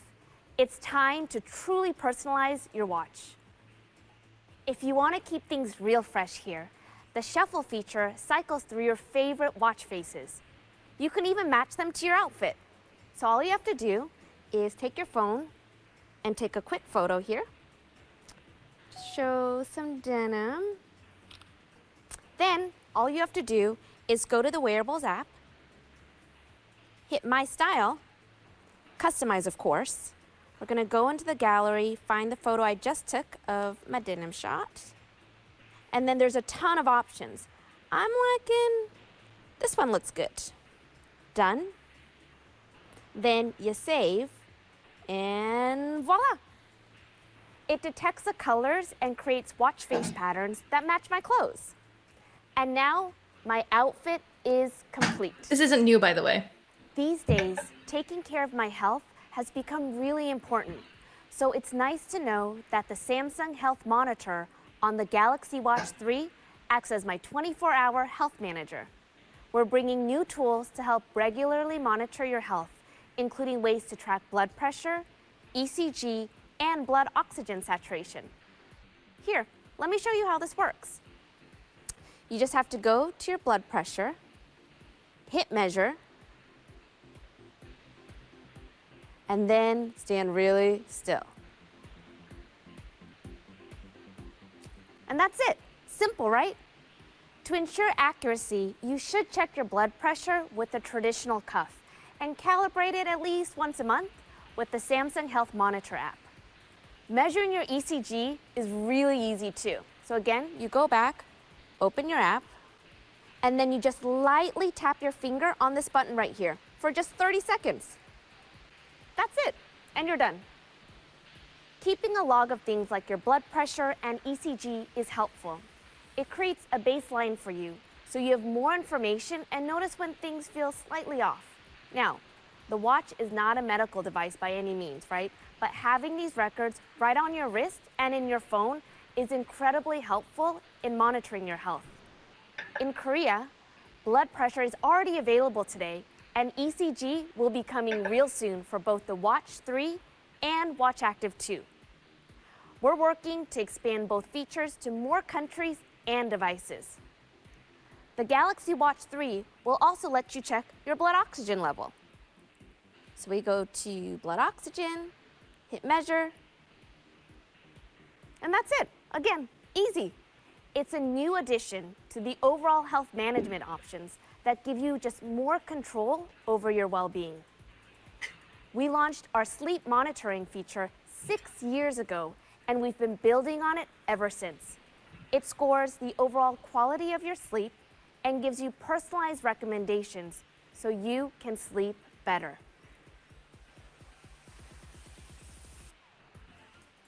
The new Watch 3 also is great as a fitness buddy. I love to run, but just for fun. So I'm really excited to show you what it can do. So I will go to the running app here. Here we go. Just tap. 3, 2, 1. Let's go for a little run. Oh my gosh. It's actually doing Speaking of running things, Samsung could probably stand to learn a few things about pacing, because we're an hour in and it feels like I've been here for 3 hours. Oh yeah. Finish line here. And we've got at least one more thing to go. All right, and we're done. So I will hit pause, finish. And you can actually see all of my results of that very short run right here. Pretty neat, right? The Watch 3 gives me real-time feedback, tracking my pace and form based on my run. You can also set goals for yourself and see how far you ran. It definitely keeps me motivated and on my toes, especially when I'm running on my own and losing a little steam. And quite frankly, I don't want to have to carry my phone, but I still really want to listen to my music. Now, I can do that with just my watch and my buds. And there's a whole ecosystem of experiences when you pair it with your Samsung Smart TV. Let's check it out. So I'll set up my phone. For what it's worth, I really like her. She's probably my favorite presenter so far, aside from Khalid, the guy who doesn't work for Samsung. Yeah. Watch 3 actually becomes a part of your personal training, just like this. So I will go to my fitness program. And Galpal's starting there, so let's get started, shall we? I thought that was the name of the app. As I'm doing my squats here, it's really easy. All I have to do is just tap my watch to pause. Here we go. And then replay. Or even I can send a quick little reply to my friend's text, all without losing my rhythm. The Samsung Health app offers 120 professionally designed fitness programs, so you won't ever run out of exercises or get bored. Now, I'm gonna let you enjoy the rest of Unpacked, and I'll be right here finishing out my workout. That workout stuff is legitimately very cool. Oh yeah, it is. There's this chair pose, but yes.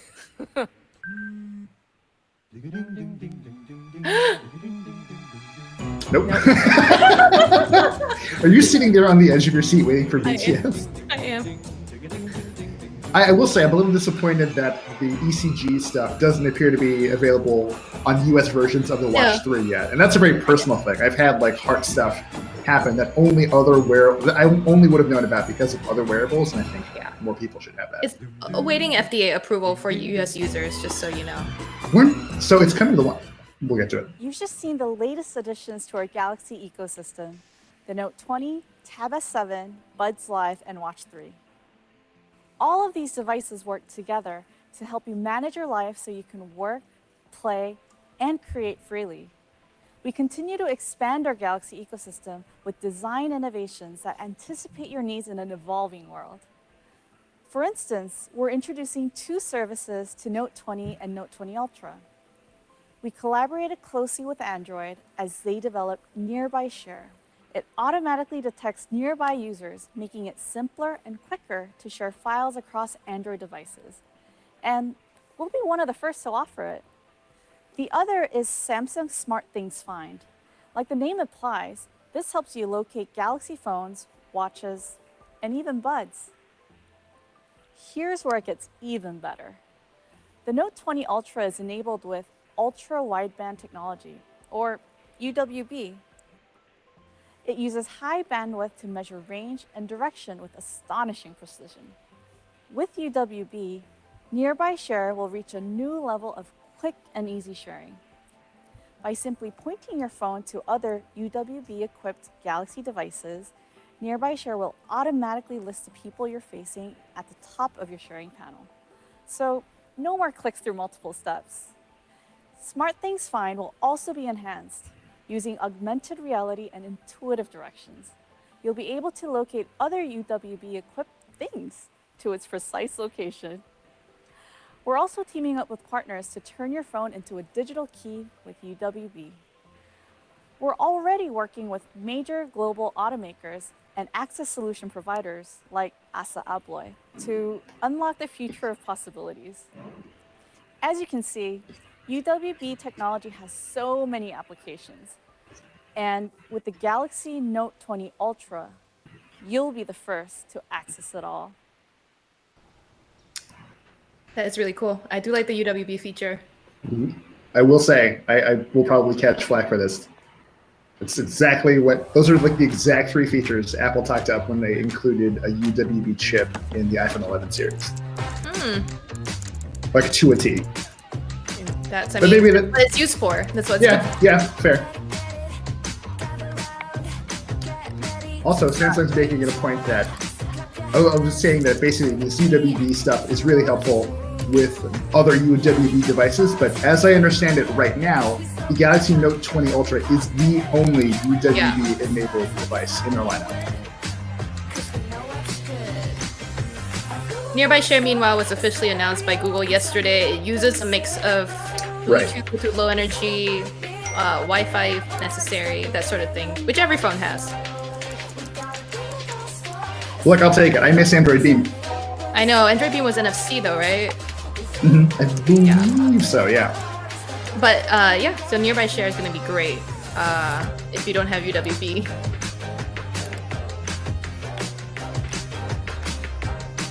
I do want to point out really quick, the Buds Live, if you were looking at that battery life just for the Buds themselves, 6 hours is actually a lot shorter than the Buds Plus that was announced excuse me, earlier.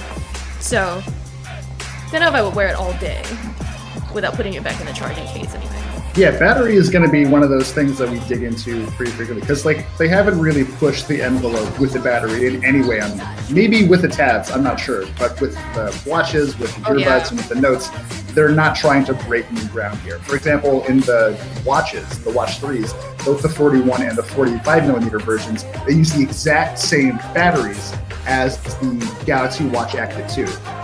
And I might not get the numbers all right, but they're about 247 milliamp hour on the 41 millimeter version of the Watch 3, and then somewhere in the 300 milliamp hour range for the 45 millimeter model. So not a lot. I will say the Watch Active 2 tends to last about 4 days, which is good.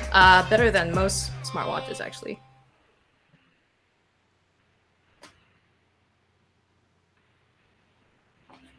And we are delighted by the great potential of our products, and I hope you are too. I can see you really want to know the release dates, but we have more to share. As Yuni mentioned, we are working with regulatory agencies to bring both the blood pressure and the ECG monitoring to Samsung devices. And I'm excited to announce that we have just received the US FDA clearance for Samsung ECG monitor Right app. now, And just Brazil this and moment. Sure, Japan right. for the Samsung blood pressure monitoring app. And we intend to release this on our devices very soon. And that's a meaningful innovation. So far, we have introduced 4 devices to enhance the Galaxy ecosystem. Now, let's take a step back and look at the big picture.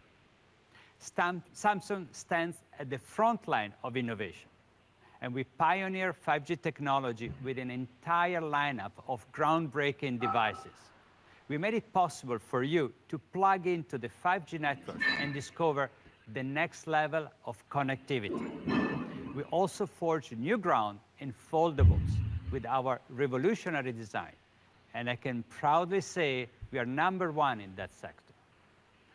The final reveal today highlights once more our innovation leadership and passion for elegant and powerful design. Unveiling the all-new Z Fold 2. The website for which is already live, Yep. and people have found it. Just want to say the naming standards are again so confusing. It's awful. So this looks like the original Fold, where it opens But like, horizontal. yes.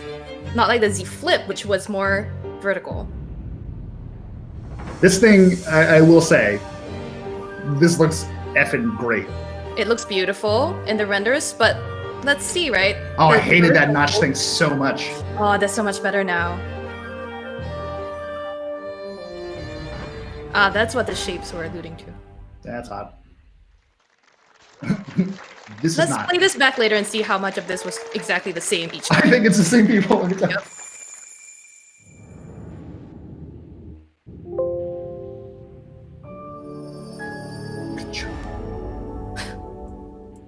Are you guys seeing this?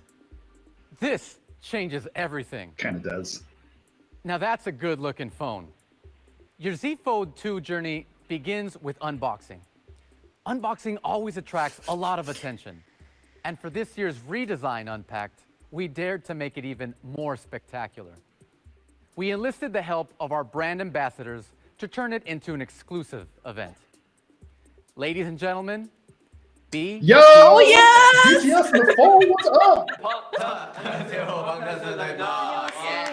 BTS의 아래 슈가 지민입니다. Z 폴드 2입니다. Z Fold 2. 오야야. 와, Mystic Bros.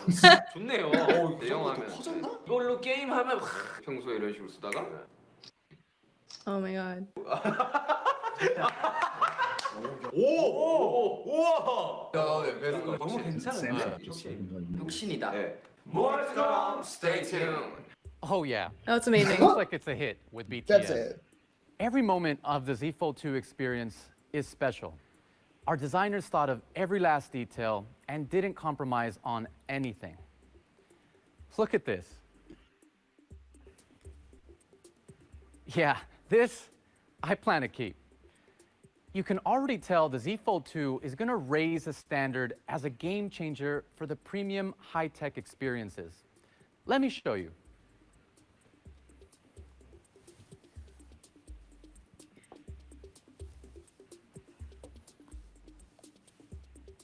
The Z Fold 2 comes in 2 colors, Mystic Black and what I have here, Mystic Bronze. Man, that is Gorgeous, really good right? It looks really nice. Ugh.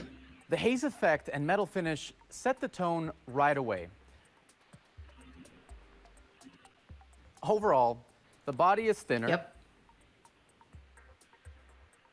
And we minimize the gap between the screens, making this ergonomic design fit comfortably in your pocket.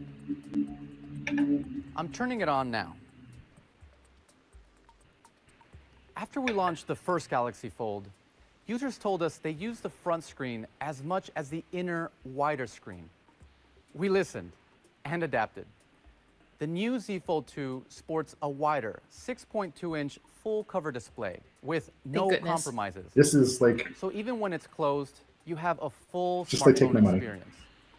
Open the device, and you can access an even more immersive viewing experience. We've maximized the screen with our whole-in display technology, bringing our Infinity O display to the Z Fold 2 across a beautiful 7.6 inches. Of course, the Z Fold 2 embodies our 120 Hz refresh rate technology and additional upgrades. We optimize the display layers, reinforce the entire structure to make the phone tougher in real-world environments. Now, let's take a look. The Galaxy Z Fold 2 has the most advanced flexible display ever, giving you an immersive theater, an epic game room, and a creative work studio, all in one, delivering an uninterrupted viewing experience. And whether you're working or playing games on the 5G network, the dual intelligent battery will last all day. Now, the display is only part of what makes the Fold experience possible. We completely re-engineered the hinge of the Z Fold 2 to improve resilience so you can use it with greater confidence in its durability. We want to show you how we designed the Z Fold 2, and insiders gave us a deep dive look.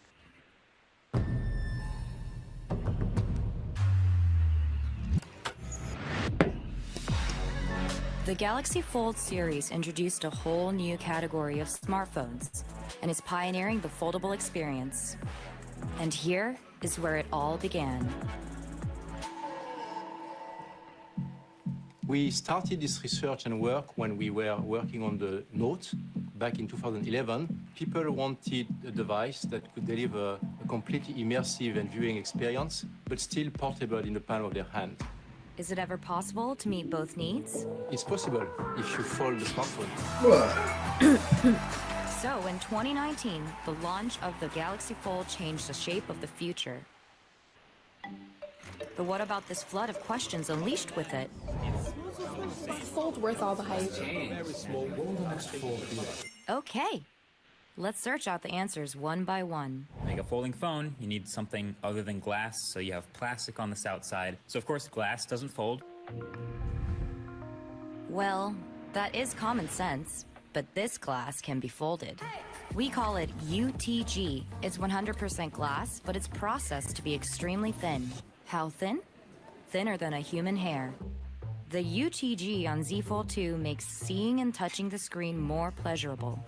But this display requires both strength and flexibility at the same time. Striking a balance between these two different qualities is no easy task. The solution was to optimize the formation of the display layers. For the Z Fold 2, we rearranged the physical interaction between the soft layers and the rigid layers to give it enhanced strength. Then we optimized the property and thickness of the adhesive, so the display would remain flexible even in low or high temperatures. After rigorous tests, the Z Fold 2's display is now ready to provide a premium look and upgraded usability. But for a display like this to open and close properly, you need a pretty complicated mechanism. This hinge too is constantly being improved. It has a more firm snap to placing it flat and then unsnapping it from flat. You can stand it up like this in this thing they call flex mode. What will the next one be like?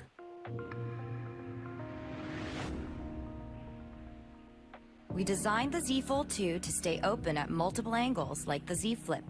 What makes this possible is the cam mechanism. Here's how it works. This is a cam. These two ridge-shaped pieces slide up and down against each other, and the friction created here allows the device to freestand at different angles.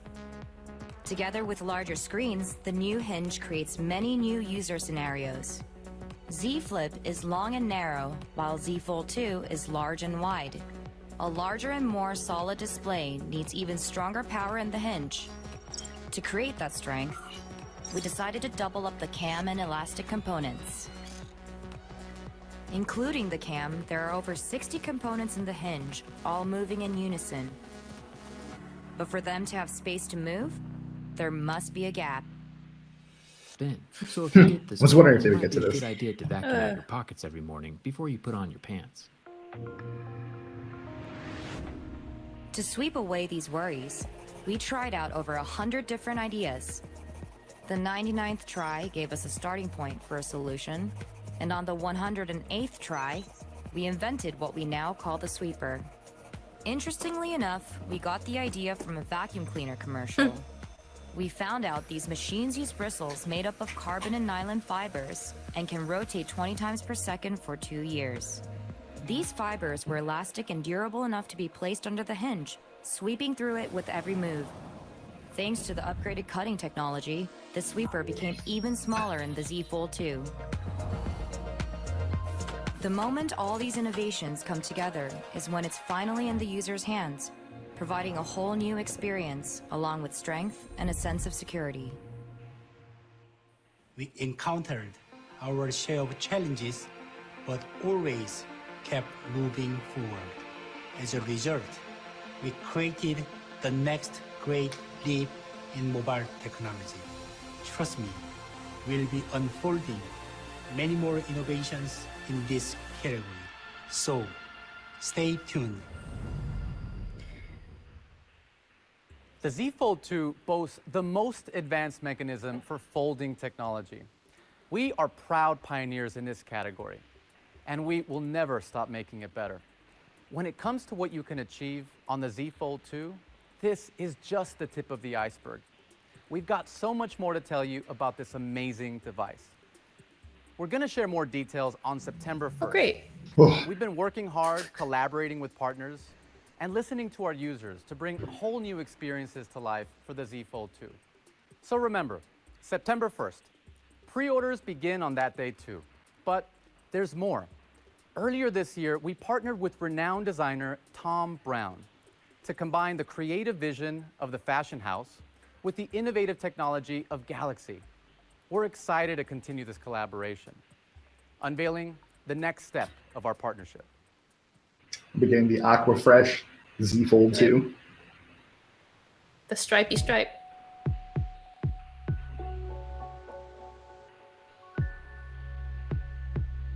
Well, of all their devices. Oh, wait. Is this like the Tom Brown Super Style Value Pack in which you get all of these devices in what?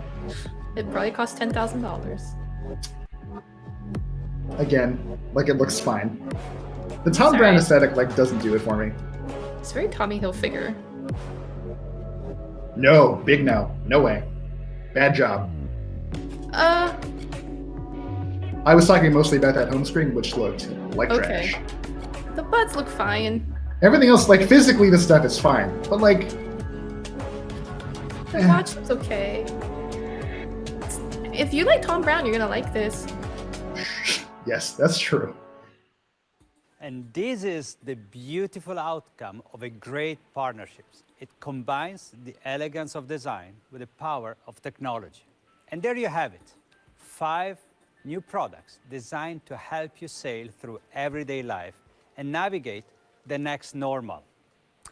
Our new products embody our mission to bring delightful experience to life. At the same time, we remain fully committed to 5G and foldables, and will work to maintain our status as forerunners in these 2 areas. Going forward, 5G and foldable will be the major pillars of Samsung's future. Is that the end? Are we coming to the end?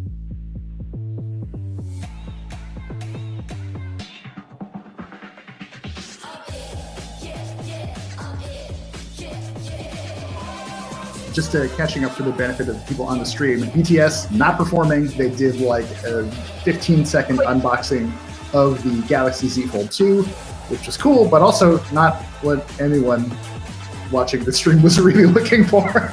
We'll see. I mean, there's still, what, a minute to go? We have discussed opportunities of what technology can do for you. And I know you have a lot of questions. So let's bring back Tian.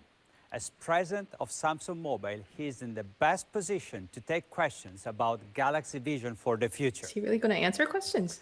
Hi, Tian, and welcome back. Thank you. We have introduced 5 amazing products today. Oh. And I love, we have so much to offer. However, Some people have asked why we are releasing multiple products. Can you explain our strategy to everyone watching? Thanks for asking that question, Federico. Our customers and employees inspire me daily to think bigger and move beyond what's expected. We all have different needs, and those needs require different devices. Our product line is about consumer choice. That's especially important now when everyone is relying on mobile technology to stay connected. Our goal with all of our products is to help make consumers' lives better, to make everything they do easier, faster, and more fun.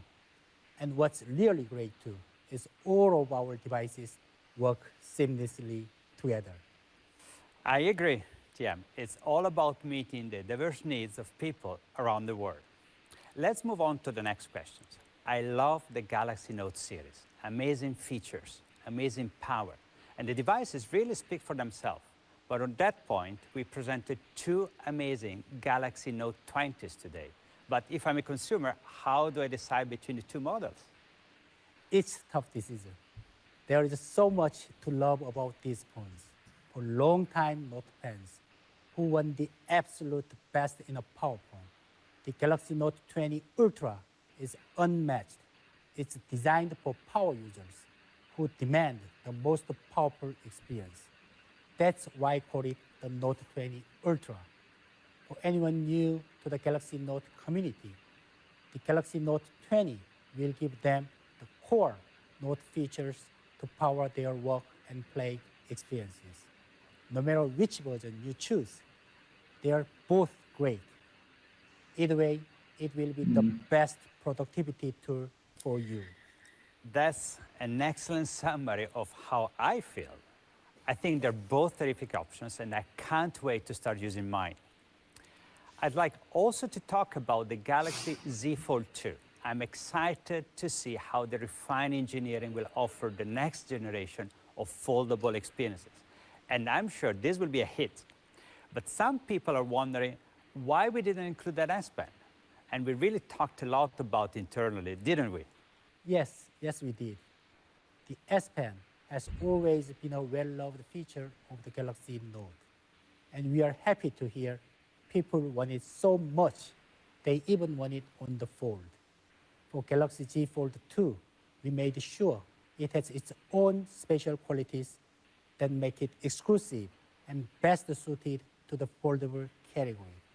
This device is unlike anything else on the market, and the user experience is one of a kind. From the bezel-less cover display to an unfolded immersive viewing experience to the flex mode, it will provide a transformative experience. And we will certainly continue to listen to our customers' feedback. So please stay tuned for what the future will hold. And it's certainly an exciting prospect to see how the future will unfold. Switching topics, let's talk about privacy. This is a fundamental value that we keep top of mind in our day-to-day business. And it's something we discuss all the time. Do you want to share your thoughts? Of course. Privacy starts with trust. You have to trust your hardware. You have to trust your software. But for trust to work, you need to have security. Security is a top priority for Samsung. From the second we start planning a new device to the final product, security is included in every step of the development process to give you proactive, always on protection. Simply put, there is no such thing as data privacy without security. We have a responsibility to protect our customers' devices, and of course, the data that's on them. And that's exactly what we are doing. Last but not least, in a recent blog post, you talked about Samsung's responsibility to make the world a better place. Could you tell us more about what you mean? I know we promised not to talk over the stream whenever possible, but Samsung, you can't do this again. This is extra cringe. We knew we could help, so we put our expertise and resources to work. where we could make the biggest impact. We helped factories increase production of masks and test kits. We also donated smartphones and tablets for remote learning. Another important example is the Samsung Global Goals app, where we match proceeds. It's a joint effort with the UNDP to raise awareness and support for the 17 global goals. More than 45 million Galaxy users have this app on their phone. That's triple the number of app downloads since February. By taking small actions together, we can make the world a better place for all. That's really sweet. Thank you, Tiam. Yeah. Hard cut. Hard cut to something else. Why Netflix? Oh. Hey. How's the unpacking going? You know, babe, you'd be shocked at how fast things are coming along here. Perfect. My boss is coming for dinner tonight. Honestly, that's gonna happen. Just make sure to get things picked up. Maybe get some dinner going. Anyways, gotta go.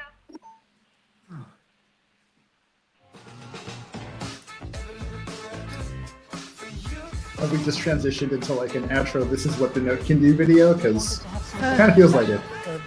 This is probably the last video we'll see. Joy.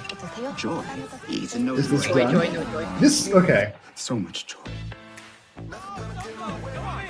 You know, I barely made it back in time for my physics final. Hey, hold on a second. Oh, whoa. Hey, listen, Jimmy, I gotta go. Love you too. Could actually make you more approachable to people you want to be approached by. I don't think about. So no shade against the hardware, the products that Samsung announced today. Those all legitimately look great, with like a handful of maybe minor exceptions that we'll discuss after this is done. Mm-hmm. But this has been the longest hour and a half of my life, and I've done a lot of these events. I would just say parts of my body are hurting. Me too. Sitting for so long. There's also a lot of Netflix promos this 1.5 hour. Yeah, I'm still waiting for the Netflix part of this Netflix promo to appear. You know, have a little help. Ka-ching. Oh, there wasn't a Netflix point to that Netflix branded video. We take immense pride in our innovative spirit. It is part of our DNA, but what really drives us is you. With our Galaxy ecosystem, we aim to deliver the best human experience, the one that empowers you to live a richer life. We want you to define how you work and play. And every step we take is based on listening how you use and feel about our devices. For example, you tell us you are using your smartphone for longer. We want to help you to do that because this is also good for the environment. That's why we are supporting your operating system for 3 generations. Oh, hey, whoa. And that's news you can use. That's up from 2, if I'm not mistaken. And now, I know you're all been waiting for answer to pressing questions like, when can I get my hands on this? I forgot. And how much? I forgot to care. Like, So, this is just a bad let's show. get to those details right now. Galaxy Watch 3 and Buds Live will be available on August 6th. And Tab S7 and Tab S7 Plus will be released on August 21st. Finally, Note 20 and Note 20 Ultra will be available in 5G models, with LTE models available in selected countries. Pre-orders begins tomorrow. Before then, we invite you to visit Samsung.com and try the AR experience we have created for Note 20. We will also post the video of untold stories on Note 20 on our YouTube channel. And don't forget, tune in on September 1st for more on Z Fold 2. Oh, no, please, no more with this. And before we wrap up, I really want to know what our Samsung members thought about the Unpacked. I know what the Samsung members thought, and they thought, where was BTS, and why were they only around I'm just for 30 going like, seconds? is BTS coming back out? Excellent. In closing, let me say thank you Oh, once yeah, again. no. Thanks for joining me. I hope you enjoyed as much as I did. So stay safe, be well, have a good day, and good night. I kind of want to cry. I'm just like, ugh. It feels so dragged through all of this. That. All right. So We're done. It's done. We're done with the stream. Wait. This is another trailer video. Yeah, just like a recap of what we saw today. Okay. Well. So, for those of you on our YouTube stream, we're gonna break it down, right? I think there's a lot that Samsung did manage to get around to in the hour and a half. Like, I don't know. Yeah, well, that is the thing. They took an hour and a half, and it felt like a very long hour and a half, and they still didn't get to like a lot of what I would consider to be very important points about these devices. Really quick though, I want to say a really heartfelt thank you to everyone who sat through this stream with us. I get the impression for a lot of people this was not exactly the Samsung event that you wanted to see, mostly because there was not enough BTS. But we really appreciate you kind of watching and taking this all in with us, and it was kind of a fun ride we all got to take together. Yeah, I will say that I also felt that the BTS unboxing was very short, but they did do a very good job of kind of like showcasing the features. Their reactions were very fun to watch. They were definitely a highlight of the show for me. Like that could have just been the whole event. It could have. Do that for an hour. Because it was the most lively. All these other things they beamed out to, right? Other people like Myth or Khalid or BTS, they had lively reactions to things or were fun to watch. Most of the presenters, I think it's just like they're very rehearsed, especially I think Federico and TM they both felt very, maybe they were just like trying to look really extra professional, whereas everyone else was just a little bit, more alive, and that made it a little fun to watch. For sure. I want to talk about the products, but I do want to say that I think you and I should spend a little time just sort of talking about the roller coaster of vibes that was, because it went from super buttoned up and professional to very earnest to kind of out there and back and forth in a way that never really felt super satisfying. But the products, of which there are many. Yeah, let's quickly run through that. V, do you want to go ahead? Sure. So Samsung kicked things off with the Galaxy Note 20 series. There are two devices, the Galaxy Note 20 and the Note 20 Ultra. We'll dig into that in a little bit, but it's definitely clear, and you should know that the Galaxy Note 20 is the $1,000 almost entry-level version of this year's Galaxy Note series. It still has the Snapdragon 865 Plus. It still has a lot of the important internals, but the body maybe isn't quite as nice. The screen certainly isn't as good as what you get on the Ultra. And I have questions as to whether that's meaningful to people who have been longtime Note supporters. We've also got the Galaxy Tab S7 and the S7 Plus. These are devices that really seem well prepared to take on Apple in the tablet space with their devices like the iPad Pro. Charlene, let's give you a quick sort of run through on what you thought about those things.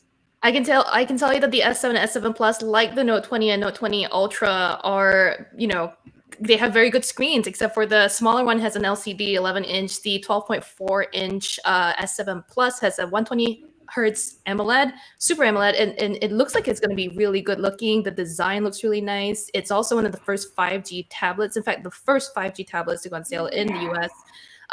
Also powered by the Snapdragon 865 Plus.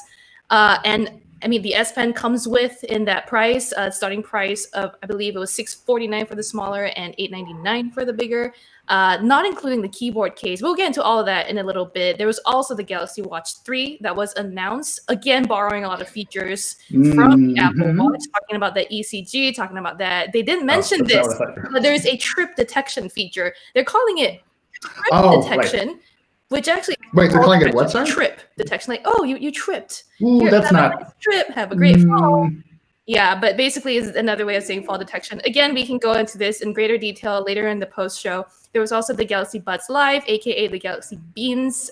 We already have a lot of the breakdown of all of these products on our site. If you don't have the time to keep watching, you can go check it out there. But V, I think the scene stealer was the Z Fold 2, in my opinion. What do you think? Which is, I completely agree. And that's a little unusual for me to admit, because very much like every other device Samsung showed off today, the Galaxy Z Fold 2 was pretty thoroughly leaked. So we knew a lot of this stuff going into it, but still seeing this thing in action with that much improved outside screen, with a really kind of deep dive into the internals and how that hinge works to kind of keep dust out and really make this device a lot more robust than the original Galaxy Fold was.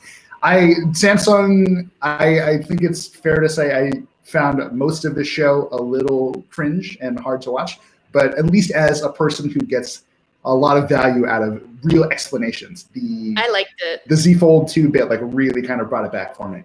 In fact, it was actually throughout the show, they gave a lot of behind the scenes. They mentioned this thing called Untold Stories that they said towards the end would be debuting on their YouTube channel later this month or so. And it's again, we saw a lot of like Netflix collaboration trailer video type things that never went anywhere really. Sort of, but like you never actually saw a Netflix.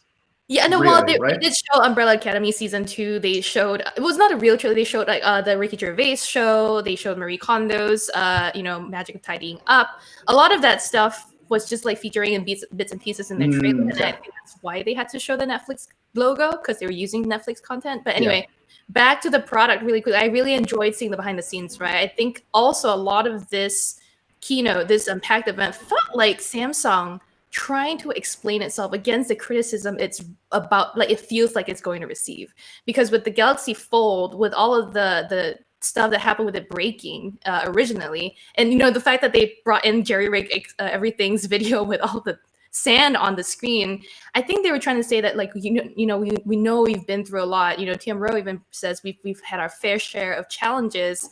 It felt like they were like trying to get ahead of that and be like, here's our behind the scenes before the media ruins it for you. Here's what we're working on in the background, why it's so difficult to get such a project or product right, which I don't hate. I mean, I think it's okay. I agree that like a lot of it is valuable. Yeah, no, absolutely. Like there was a lot of criticism and a lot of skepticism going into the Galaxy Fold experience originally last year.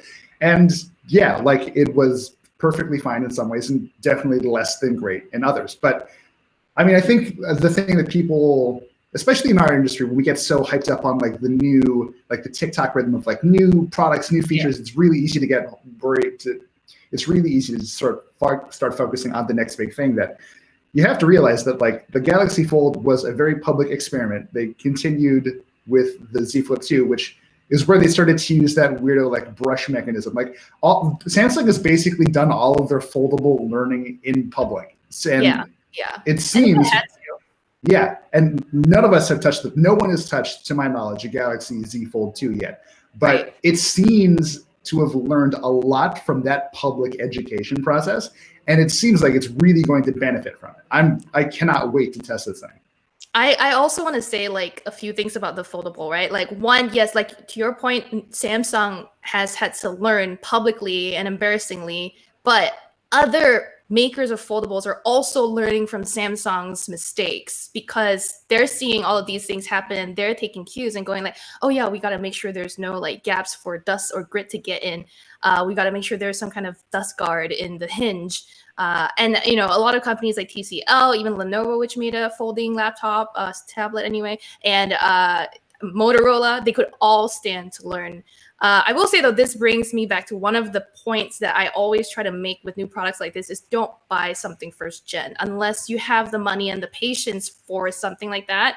First gen products almost always just pale in comparison to what comes right after. Absolutely. And like the Z Fold 2, again, that name is confusing, but anyway, the Z Fold 2 just looks so much better. This is a phone I would use daily, and I know a lot of people who already use the Fold daily. But do you know a lot of people? I know like a lot of people. I mean, one Mr. Mobile. I know Mr. Mobile and Narav Gandia from XDA are like the ones who bought the thing. I will say Sam Rutherford from Gizmodo is one of my best friends, and he uses a Z Flip as his main driver, and he's been using that for. That's a great phone. I do love that thing. See, if people are already in our circles using things like the Z Flip as their daily drivers, I feel like the Z Fold 2 is about to hit like a wider audience, of people who are willing to use it on the daily. But I mean, there was more about the show, obviously, and more that was shared. But if you're on the chat, let us know what you think of the Z Fold 2 so far. Do you have any concerns?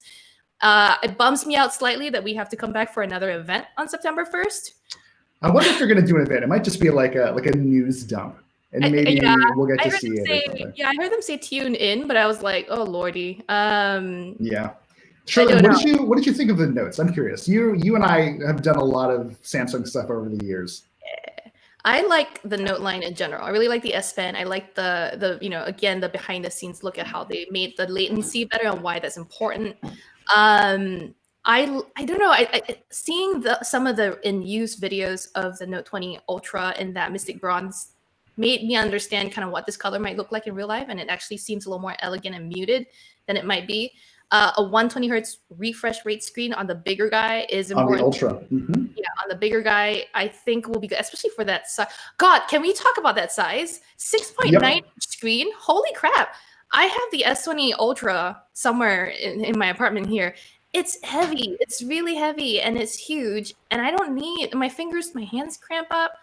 I don't want something that big. And I think they For were sure. over 6.8 in the past, or even 6.7. What do you think, V? You've seen these things. You've Well, touched so that's the very strange thing to me. Like, I have touched both of these phones. I have not spent as much time with them as I would have liked, but I got some time, and I'm thankful for that. I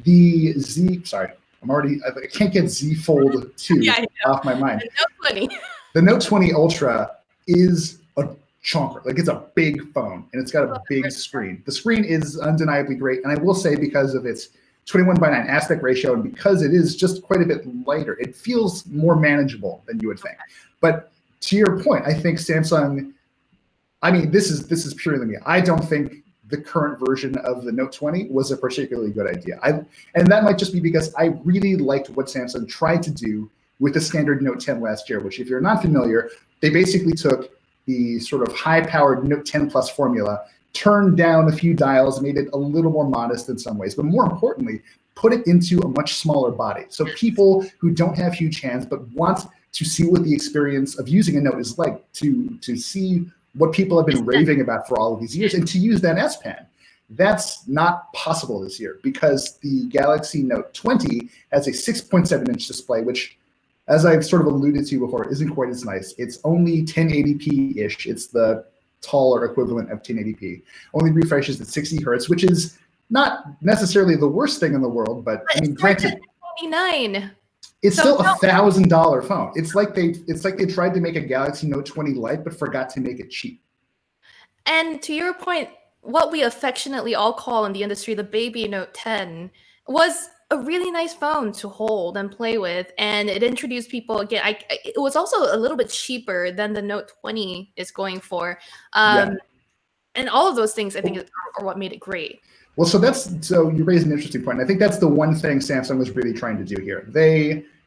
This is basically their messaging, for whatever that's worth. They have said that there's always been, ever since like the Note 9, like the Note, there has been a $1,000 Note. So Note 9, that was $1,000. The Note 10, the smaller Note 10, was $1,000. This year's Note 20 is $1,000. So if $1,000 is the absolute most you're willing to spend on a smartphone, then you can buy a Note 20. And like, honestly, as much as I find it puzzling and compromised, it is not a bad phone. It still has an 865 Plus. Right. It doesn't have expandable memory, which is annoying, and a few other things that I just personally don't like. It only has 8 gigs of RAM as opposed to 12, that kind of thing. But it still looks and feels the way a Note should. So it's not a terrible phone. I don't want anyone to come away from this thinking that I think it's bad. I get what Samsung was trying to do. They wanted to make the Note experience more accessible, but I disagree with this approach pretty thoroughly. Can we talk about the cameras on the Note 20s, by the way? I mean, Yes. Are they the exact same as the S20 Ultra? Really good question. So on the Note 20 Ultra, they use, I believe, a 12 megapixel ultra wide, and yes, 12 megapixel ultra wide. That's the same sensor as the S20 Ultra. The 108 megapixel main sensor, that's also the same as the Ultra. Instead of, I believe, the S20 Ultra used a 48 megapixel telephoto. They did away with that, and they're just using a 12 megapixel telephoto, which is not the worst. I didn't spend a whole lot of time with it, but it does have a slightly narrow field of view, but a better aperture. So it should theoretically be okay in low light.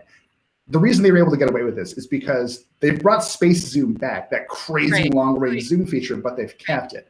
So instead of having 100x zoom, where you're basically kind of being a creep and your photos are going to look terrible anyway, they've capped it at 50, which is still maybe on the outer edge of usability, but just a lot easier to defend. Is the optical zoom same on the Note 20 as opposed to the S20? I forget what it was on the S20 Ultra, but the optical zoom on the so it's 5x on the Note 20 Ultra. On the Note 20, they basically just took the Galaxy S20/S20 Plus's cameras and moved them over. Like they're identical. So it's fine. But like at this point, I know for a fact that you can get pretty good deals on Galaxy S20 Pluses. So if you just want a big phone and you don't necessarily need the S Pen, there's almost no reason to buy a Note 20 over an S20 Plus. Yeah, and we can go deeper into like just Samsung's confusing array of phones, right? Because they make a ton of different phones all across the different like series. They have the S3, S20s, 2 Note 20s. You've got the foldables, and then you've got the Z Flip 5G, the Galaxy Fold, which is still a thing, the Galaxy Z Fold, whatever, the 2, and then all of their like slightly sub-flagship tier phones. Like there is getting to be so many Samsung phones that I do not like. Are they seeing meaningful sales from all of these little categories that it really makes that much of a difference to flood the top end of the market? It is so difficult and so frustrating, honestly, to explain to my parents or their friends or just people in the world, what the differences are between these things, because they are so minute and because Samsung doesn't really seem to care about making sure that there is some level of clear delineation between these phones. It looks like, I mean, I'm all for consumer choice. I like having a lot of options for different people, but it starts to get confusing, especially when there's a lot of overlap. It's not like, I think, when you get to a point where you're trying to offer so much consumer choice that it feels like you're trying to personalize each and every phone for every specific user out there, it feels like you're running a different business. You're running a bespoke business and not like a mass market business here. But anyway, if you still have any thoughts and comments, feel free to tweet either of us. I'm keeping an eye on my Twitter feed. We'll take a look at the YouTube chat. Let us know if you have any questions that we can answer while we're still on the stream. But I think you could probably guess what the YouTube chat is concerned about. We are all very disappointed by the lack of BTS music or lack of BTS screen time. But they did play with the Z Fold 2. It looked like they liked it. I was actually expecting BTS's appearance to happen around the audio mention. I know. You got like particularly excited right around the Bud showed up. Yeah. But the Buds Live, let's talk about those, right? I want to clarify a few things. One thing is I think there might be some confusion over what they talked about as active noise canceling. These guys retail for $169, about $170. That's slightly cheaper than competition like the AirPods Pro and like the Galaxy Buds Plus. But remember, this is open style earbuds. You don't have an noise isolating seal. So you're not going to get true active noise cancellation. I don't think anyway. There's what looks like a vent in these buds that allows sound to pass through. So that to me doesn't sound like you're going to expect complete noise canceling or isolation. The beans themselves look fine. I mean, like again, I really like the way these things look because I am an AirPods Pro user and like they're fine, but the stems, as helpful as they are for like adding controls to your experience, they sort of look great. Like no one wants to look like that walking around. You just sort of make do because it's what you've got. And they don't look like the gauges that the Surface earbuds look like. These, and to Unipark's point, the jewelry case kind of aesthetic to the Galaxy Buds Live it looked attractive, right? From what I saw. I mean, obviously I'll have to like touch a set to really know how I feel about them.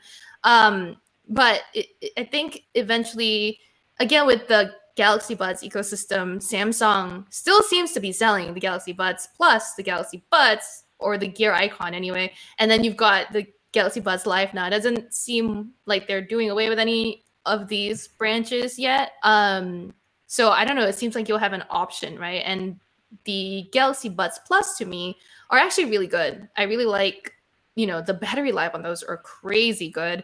Their sound quality is decent. The design, the shape isn't as like flat as the Buds Live. But to me, if you like care about long-lasting battery and good sound quality, that might be the one you want to get instead of the Buds Live. But again, haven't tried it. Can't say for certain how I feel about these things. Refresh my memory. The Galaxy Buds Plus, those were the ones they announced like a few months ago at the other Unpacked, right? Yeah. So like, again, you're talking about Samsung flooding basically every market it wants to play in. It's got so many wireless headphones. It's got so many mid-range and flagship tier phones. Like, it is getting to be a bit much. I agree. I mean, again, good on you for being able to iterate so much. Right. Like, if that's the business you want to run, like, cool, do your thing. It's just one thing I like that they brought up was the fact that they mentioned that the charging case for the Buds Live were completely made out of recyclable or recycled materials. Did they say completely? Okay, I might be inserting that word myself in my head because that's what I hope for, but they did say that it was made from recyclable materials. And frankly, I mean, I think that's a good move. We're seeing a lot of tech companies move towards that. And Samsung briefly mentioned its sustainable goals app as well during that really cringy Q&A session. Never again, Samsung. I don't even.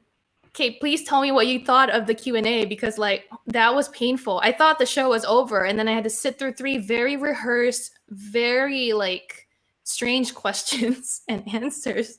I like hearing from you guys, but I want it to be more like open to people who are actually asking you questions from the public. But anyway, yeah, I do I'm like keeping an eye on the chat to see if anyone's got any thoughts on it. But like, again, with the Q&A, and this is the last thing I'll say on it, like, it just feels super it feels lazy, to be honest. Like, Samsung knew it had points that it wanted to make and couldn't come up with a way to more artfully integrate them into the rest of the presentation, especially because like all of the questions were about different products. So you could have just addressed that in the section for that product. It just didn't feel like it.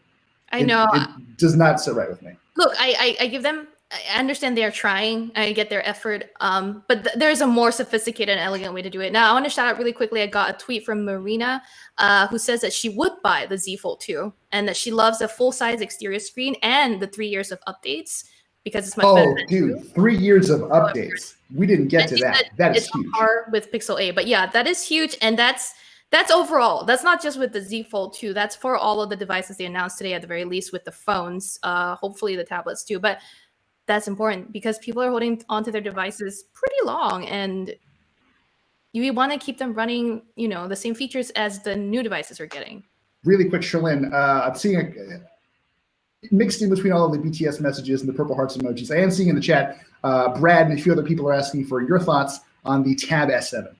Okay, a little bit of a so deeper we dive. can get into the Tab S7 really quickly before talking about the 3 years of updates. Now, I wrote out the post for the Tab S7, and honestly, this thing looks really great. And I have my concerns about 2-in-1s in general. I haven't spent enough time with the iPad Pro to make a head-to-head comparison, but I will say that Samsung's display tech has always been superior. I think if you're looking for a tablet just to binge watch Netflix on in a plane, this will be great. The keyboard case is a return to what we saw debuted on the S6 or so. It's the more premium version. The S6 Lite didn't have a keyboard case that was a separatable, like something you could detach from the stand itself. And it looks like with the larger space, the larger screens, right? I mean, in the past, Samsung's tablets have been like 10-inch screens, at least the recent ones anyway. Now we're getting an 11-inch and a 12.4-inch. So the keyboard cases they've made for these devices are correspondingly larger, which means we'll get, thankfully, more room for evenly spaced keys. Saying I know they're saying the touchpad is better. Bear in mind, you have to pay an extra fee for the keyboard case. And if you're buying it for the productivity machine that Samsung is marketing it as, you will want to get the keyboard. One thing also that Samsung mentioned is that when you attach the keyboard to the Tab S7, Dex mode comes on automatically. I have had a troubled past with Dex mode. Let's just put it this way. I think Dex mode is an attempt on Samsung's part to bridge that gap between the Android mobile OS, tablet OS experience with the Windows-esque desktop experience. It's sort of what iPad OS, I think, provides, but kind of awkward. I don't have enough experience with iPad OS to really say, but the thing that they showed during the keynote about running 3 apps in multi-window at the same time, that's great. It was up to 2 in the past. Yeah, you can't really do that on an iPad unless you get like really hacky. You can like split screen and have another app open in like a floating window, but it's janky as hell. Okay, so that's good to know. In Dex mode, you get to have as many open screens, as many open windows as you want, right? It's very similar to Windows. Each app opens in its own thing. And you can lay them over each other. There's no real upper limit, but that's really based on your RAM and your other system resources. But Dex also just has some quirks here and there that you can read my past reviews of Samsung tablets to figure that out, to see what they are. I hope Samsung improves this because I think they're really trying, right? One of the new things we saw announced with Dex with the Note 20 is the wireless linking to a bigger screen. I don't know how useful that'll be for me. I don't have a Samsung Smart TV to use it with, but also I don't want to cast my phone screen to my TV all the time. If you do, though, feel free to let me know. I mean, some people do. I just don't. That's another thing I think Samsung could have stood to clarify, because you can, for example, you can do the wireless DeX with the Note 20s, and we saw a bit of that in action, but they haven't clarified can you sync like a Bluetooth keyboard to the Note, and then if so, does it work on the Note or the TV? Like, how does it differentiate? Like, there are a lot of little things that if addressed correctly could make DeX a really, really cool feature wirelessly, but we just don't know yet. I will say that, yeah, you're entirely right. Like, I mean, I will say that Bluetooth keyboard syncing or linking is a thing already with Notes on Dex. But to V's point, like with the wireless casting, where is the input? I suspect that based on the way I think it's programmed, because the wireless screen sharing thing is probably just going to be an output, that the input will work on both devices. That's what I think. But again, Samsung could stand to clarify a little bit more. We got a bit more info, I think, than people did get on the live stream because we had a more in-depth briefing. So again, if you have any more details that you want us to answer, like what processor, what battery size, I got really a great chat out there. Calling out to my dude Adarsh in the chat, wants to know about why Samsung went with the Exynos 990 in these devices, at least the Notes, sort of globally. And I do want to address that. We obviously can't speak for Samsung, but this is 100% what Samsung always does. Like, I do not know why they continue to do this, but yeah, unfortunately in the US, we get the Snapdragon 865 Plus.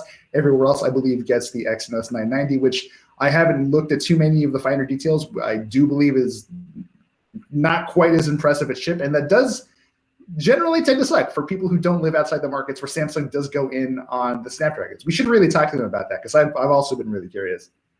I think that it's something about the regions and the markets, and maybe they have to pay a different fee to use Snapdragon in a different region. Yeah, it might be a licensing thing. That's true. That's what I suspect it boils down to. And if Samsung believes that it can get confidence in its own Exynos chipsets in its native Korea or in Asia, that maybe it doesn't have to pay that hefty fee to Qualcomm. It can save some money there. I don't know. I'm speculating. We don't have official word. And I highly doubt Samsung's really going to come ahead and give us the blade. No, I mean, we and others have been asking this question basically for years, because this is not a new situation, and they just don't really care to clarify. I will say I'm a little, you might have a little more experience with sort of the higher end Snapdragons than I do, but I'm a little curious to see how the 865 Plus works in the Tab S7, especially when you consider that, like, I'm not trying to be like a pro Apple person. I just have used a bunch of their stuff and have thoughts about it. The iPad Pros do use, like the A13 chipset, which is so good that they're basically using that to help people run early ARM Silicon Macs. I think there's a pretty notable difference in power there. So I'm just curious if you have any thoughts on how this thing kind of feels. So I can't really say anything about the tablet performance just yet, but I do think the 860, again, Snapdragon 865 Plus is the highest power CPU for mobile devices or ARM-based mobile devices that is available from Qualcomm anyway. I think there will be plenty of power for the Tab S7 and S7 Plus because, again, they're running Android. You're not going to expect, ARM works really well for Android devices so far, right? We're not going to expect too many delays. The Snapdragon 800 series just keeps getting better. Qualcomm says you can expect stuff from its Snapdragon Elite gaming suite to be available on the tablets. We also got to talk about that Xbox gaming stuff, by the way. I think we will see. I see the Tab S7 Plus as this beefy, very right. this list of bombastic specs. It sounds like far and away the best Android tablet out there. Oh yeah, and like RIP Google tablets. I'm sorry because Google has said it's not making tablets anymore. And then so what other companies are left? We've got Amazon, Huawei. Yeah, but sorry, in the US doesn't factor here at all. Yeah. Yeah, but Huawei does make some pretty good like media pads, I believe was the name. I can't remember right now. No, that's right. Amazon is making lower power ones, so you don't really have a high end, you know. Yeah, exactly. Like, there is no company out there committed to doing really, really good Android tablets. It's Samsung. And you get Mystic Bronze. You get a mix with, yes, you get everything in Mystic Bronze. I wonder if they'll offer all of the stuff in like a Mystic Bronze set, like they were going to do with that Tom Brown thing. Like one box, pay like $12,000 for it, and you got all of it at once. So real quick shout out to Ryan Samuelson in the chat, who mentions that the Exynos versus Snapdragon thing, probably a patent issue, which we hadn't addressed. So good call, Ryan. Yeah. The other thing I wanted to say was the Tab S7 and S7 Plus. One of the standout features for me is the S Pen. I love the S Pen, I mean, in general, and that's why I'm so attracted to the Note line. The S Pen on the tablets are a little bit bigger. They keep saying that it feels like a real pen. Yes, it does look more like a real pen than the one on the phone. The 9-millisecond latency, probably a good upgrade. I haven't had an issue with the older models on older tab devices. I already found them pretty fluid. I want Samsung to work on its palm rejection. Come on. Oh, yeah. That's more important to me. Yeah, tell us how you really feel. The Notes, can we talk about Samsung Notes for a second? Because that looks so cool. One of the features they didn't mention in the keynote, but that they did tell us about, was the ability to import PDFs into Samsung Notes and annotate them however you would like. So for me, I'm signing a lot of documents now, you know, ahead of this event, for example, and my laptop doesn't have a good solution. I'm too cheap to shell out for something like, you know, Adobe's Fill and Sign, or I hate, you know, changing it to a Google Doc and then changing it back to a PDF, for example. Hey, we get Acrobat free from work, bro. I know, but like, I'm thinking about people who don't have access to these. I know, I get it. I'm just, for your sake, I'm just saying. I know. Thank you. I will go download Acrobat for work. But it's also just so much easier to use the S Pen to sign the document rather than that's very true. Hi mouse, hi cursor, hi trackpad. This is how it works. No, it's just easier with the S Pen. I don't want to sound like I'm shilling for Samsung, right? I will tell you how they suck, but this is one of the features I like. And yeah, I can't wait to see how it performs both on the Note 20 and on the Tab S7 and S7 Plus. I want to shout out really quickly to someone who tweeted at me. I don't know exactly how to pronounce your name, Payav or Palav, but he points out that the Samsung website said that the Galaxy Buds Live have 8-hour battery life, while the live event we just watched says 6-hour battery life with 21 hours on the charging case. Now, we noticed this discrepancy too in our briefing, and I think the 8-hour runtime is the accurate one. So when I said 6 hours before, I was going off of the live event, but actually it should be 8 hours based on materials they've just released on their press and newsroom websites. Right. Which is still shorter than the Galaxy Buds Plus, which can go up to 10 and sometimes even 12 hours of nonstop listening. They do mention that with the charging case, you get up to 29 hours, which is the longest ever for any of the Galaxy Buds, which is, you know, nice. Yeah, respectable. I do want to just sort of speculate a little bit. So we saw a bit of a discrepancy in the battery life, the stated battery life for the Galaxy Buds Live in the leaks before we even got to today. And how it was sort of explained at the time was one figure, the longer figure, is just how long the buds run playing music, and that's it.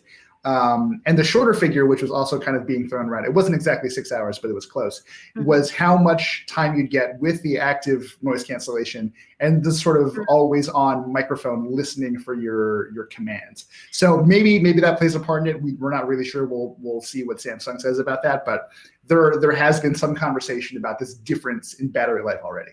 And speaking of that, oh no, I forgot what I was going to say. Excellent. All good. CJ12, Lamau. What the hell is Samsung doing? LMAO. Plus a plastic $1,000 phone. Yeah, I don't get it either. I appreciate people kind of bringing that up in our chat, but if you really have thoughts about it, tell Sam. It's good for us to know though, so that when we are reviewing. Yeah, so when we're reviewing, we also can pay attention to things like that. Ben on my Twitter is saying that he would buy the Z Fold 2, but with iOS. All right, Apple. I mean, yeah, for sure. Like Apple, I forget if Apple has ever sort of publicly said anything, or even behind the curtain said anything about working on foldables. But like, this is clearly the way forward. And Samsung has such an impressive lead on hardware now that they've been iterating on in public, that unless Apple's been secretly working on this behind closed doors for like 3 or 4 years now, which they might have been, it'll be interesting to see if they try to catch up. Now, really quickly, we have still got the Galaxy Watch 3 to talk about. Oh, yeah. Sort of. I mean, a bit more in depth anyway. We kind of went over it at a high level at the start of this post show. But yeah, so this is, first of all, it's called the Galaxy Watch 3. But There was no Galaxy Watch 2. Fourth watch in the lineup and the second Galaxy Watch. That's also if you want to forget all about all the watches that came before the Galaxy Watch, right? There was the Gear, the Gear S3, the Gear S2. Oh my God, so many. There's, how do I explain this? I don't feel like there's been any one feature that I can call out as a significant upgrade. Like V said before, the hardware in terms of what runs this thing, very similar to the Galaxy Watch Active 2. You've got the same Exynos 9110 CPU. You've got the same 1 gigs of RAM. You've got the same 8 gigs of storage, same battery sizes that we talked about before. The screen size is about the same. You've got a 1.2-inch face on the 41mm model, and then a 1.4-inch on the larger 45mm model. They are significantly lighter. They bring back this rotating bezel, or they don't bring back. I mean, it didn't go away, but it's been a while since Samsung made a new watch with the physically. Yeah, they kind of let it go for a while. And there was some pretty considered speculation that they were just like done with it, but I'm glad that turned out to be just speculation. I'm so glad. I love the spinning bezel. But V, you touched this at the event that you went to as well, and you mentioned to me that this feels a little bit different. Can you explain? Yeah, so in a lot of ways, it draws on, sort of understandably, the design DNA that went into the original Galaxy Watch. But if you have any kind of experience with that wearable, you know that thing was big. That was a beefy, like, it's like a watch for dudes who like a lot of stuff on their wrists. And that's obviously not everybody. With the Galaxy Watch 3, they've trimmed it down dramatically. All of the sort of size reduction figures that they mentioned in the presentation were comparing that to the original Galaxy Watch. So it's quite a bit smaller. It's still bigger, I would think, than the Galaxy Watch Active 2, which was like a very tiny wearable. Yeah. But it does pack the rotating bezel, which I have said before and will continue to say is maybe the best interface decision Samsung has ever come up with.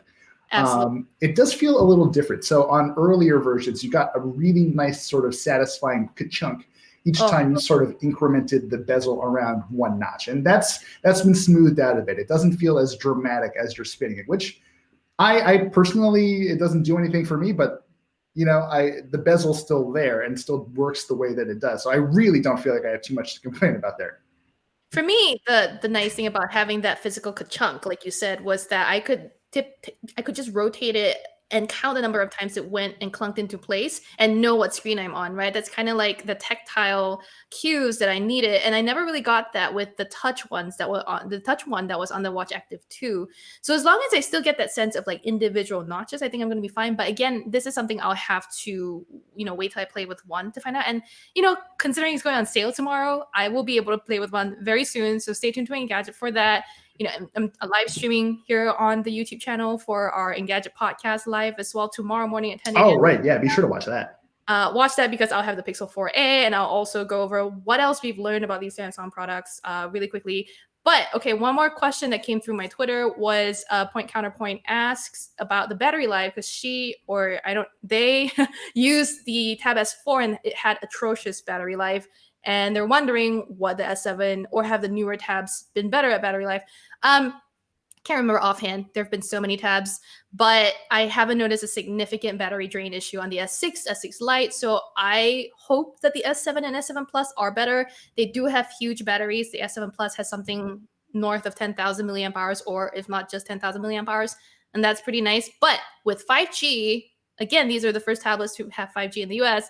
I would expect that would drain it. So it depends on the model you get to. If you get a Wi-Fi model, you probably find it lasts longer. Back to the Watch 3 really quick, to V's point about the size. I know I'm jumping around, guys. No, I mean, like this is just how we are. Yeah, we can talk about this forever, the Galaxy ecosystem. But okay, the Watch 3, they all come in at around 50 grams.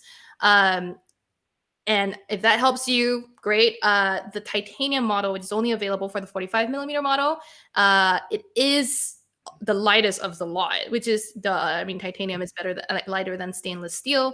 But yeah, these things do look nice. I guess I wish there were nicer design options. Even though they look nice, I kind of want something that's a little more, I don't know, simple, something more in the color aesthetic that I like. I'm a fan of old-timey watches like these look, but I don't know, something about it is a little off to me. Oh, can we talk about the ECG?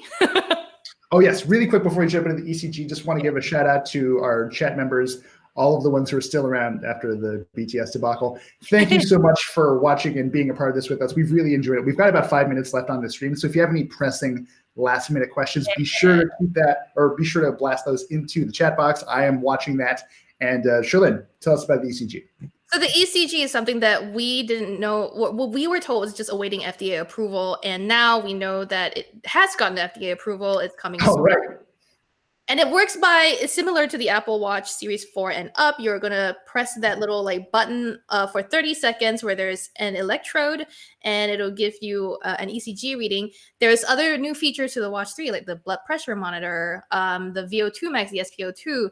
The latter two, the VO2 max, which is SpO2, which is your blood oxygen level, and then your VO2 max is your maximum breath oxygen breathing. Man, I wrote these in a blur, so I'm gonna get back to the proper wording in a little bit. But those are expected to come later this year with a software update. The ECG was awaiting FDA approval. The blood pressure monitor feature was also awaiting FDA approval. I just don't think I'll find the blood pressure thing as useful because you still have to calibrate it every month with a blood pressure cuff. So I might as well just keep going to the Walgreens. Did not know that. Yeah, and you have to calibrate it first and then calibrate it every month or so. That's what I think it was Unipark who said it on the stream. So I don't know how useful that'll be. Quick question from Electro in the chat. When are these phones, presumably the Note 20, Note 20 Ultra, available to buy? I don't know that we have an exact firm date for release, and that will also kind of vary depending on where you live and sort of what your carrier partners are doing.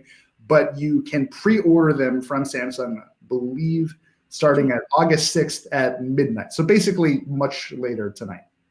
And then I would expect them to be actually shipping to you around 2 weeks or so. That's what I think, just because that's been their pattern. And also looking at the Tab S7's availability, that's August 21st. So basically by the end of August is when I think the first of these devices will start shipping out. Do we have many questions left on the chat? No, I think that's pretty much it. And again, really thank you to the people in the chat who've been watching this with us and giving us really good questions and stuff to talk about. We love your support. We're doing this for you, so I'm glad we've been able to help out in whatever way we can. Let us know what else you want to see. I'm just going over our little notes document that we've been keeping running throughout the keynote. A few things I want to quickly shout out. I said Samsung Notes was great. I'm really looking forward to testing out the audio transcription feature that looks like it can rival Otter.ai and Google's Recorder, because it looked like it was transcribing in real time, and I don't know if that's a actual feature yet. And then our executive editor, Aaron, said he liked the watch outfit matching feature, which actually was already on the Galaxy Watch app too. It's called My Style, and it's on a lot of other watches too. So it's not super new, but if you like it, it's there. Have you used it much? Was it good? I'm not I wear black all the time, so it's literally not helpful for me. I don't generally need to color match my outfit to my watch face. That's not my thing. But for people who do that, that is a fun way to do it. The geometric patterns that they generate as a background, look nice. I personally don't find it super useful. I also wanted to talk about that UTG on the Z Fold 2, the ultra thin glass. They said it's really glass, but I've seen a lot of reports that claim it's not actually glass. V, what do you know about this? My understanding is that it is in fact glass, but you have to sort of wonder how valuable glass is when it's thinner than a human hair. So yes, it does kind of give, at least it did on the Z Flip, a little more rigidity to the display, kind of made it feel more like you were touching an actual smartphone touchscreen, which is kind of all important. The feel of a foldable has to be on par with what a regular phone feels like if anyone's going to really take them seriously. And UTG helps them do that. Yeah. We'll see. We'll see how it goes. Last few questions before we wrap it up. Okay. A quick note from Majid Sayani. Thanks, guys. Informative commentary made the event much more likely. Thank you, Jid. We appreciate that. That's always really nice to hear. Someone, I missed the name, unfortunately. Someone just asked, which device are we most excited for? And for me, it's Note 20 Ultra and obviously the Z Fold 2 because Samsung, it looks like they figured a lot of stuff out. Yeah, I'm excited for the Z Fold 2 too. I mean, the rest of the stuff I like. I'm not going to be excited for them because they're just like pretty par for the course at this point for me. But the Z Fold 2 looks hot, y'all. It looks really good. I can't wait to get my hands on it. Anything else? Insanology asks, when is your review coming out as you must have a device? I don't know. What are you talking? Oh boy. Crazy stuff. I would say by the end of this month, right? I don't know. I feel like that's a safe guess. I don't know. J Doggy says, Shirley, you look amazing. Chris does too. Thank you for including me. I would say that V's fans, y'all are so nice and leave such great comments about him. I hear y'all like it when he wears glasses, but sometimes he doesn't. Yeah, they apparently also like it when I don't wear a hat because the hat makes me look old. So thank you. Please keep the biting criticism of my body coming. I live. Anyway, that was a weird place to end it, but I think we're ending it now. It's 12:25. We really appreciate all of you spending your morning with us, kind of taking in these announcements, watching BTS show up for like 30 seconds, and then piecing out. This has been a lot of fun, and I hope you guys got a lot out of it because Shirlyn and I think fair to say we did too. This was much easier than typing away at a live blog. Two things. One, thanks for all the BTS song recommendations. I will be listening to them after. We heard Stay Gold's happening. Stay Gold and a couple more in my Twitter. The other is tomorrow morning, 10 a.m. Eastern, which is basically the same time as today's stream. I will be on the Engadget podcast live stream here on the Engadget YouTube channel with my co-host, Devendra Hardwar. We will be talking about today's devices and the Pixel 4a and the Apple iMac. There's just so much to talk about this week. We're trying not to die here, but we're so glad you joined us because it gives us life. It gives me life when you guys are so kind and nice to us. Thank you so much. Yeah, this has been fun. We've had a great time. Thanks again for watching. Thanks for all your support. And we will see you again the next time someone does some big kind of thing. Number one, maybe. Yeah, God, can you imagine? Also, shout out to our video production crew who's had to sit through this really long trip. Yeah, on the off chance that we're still live, shout out to the studios team who, despite having no power, some of them, have managed to pull off.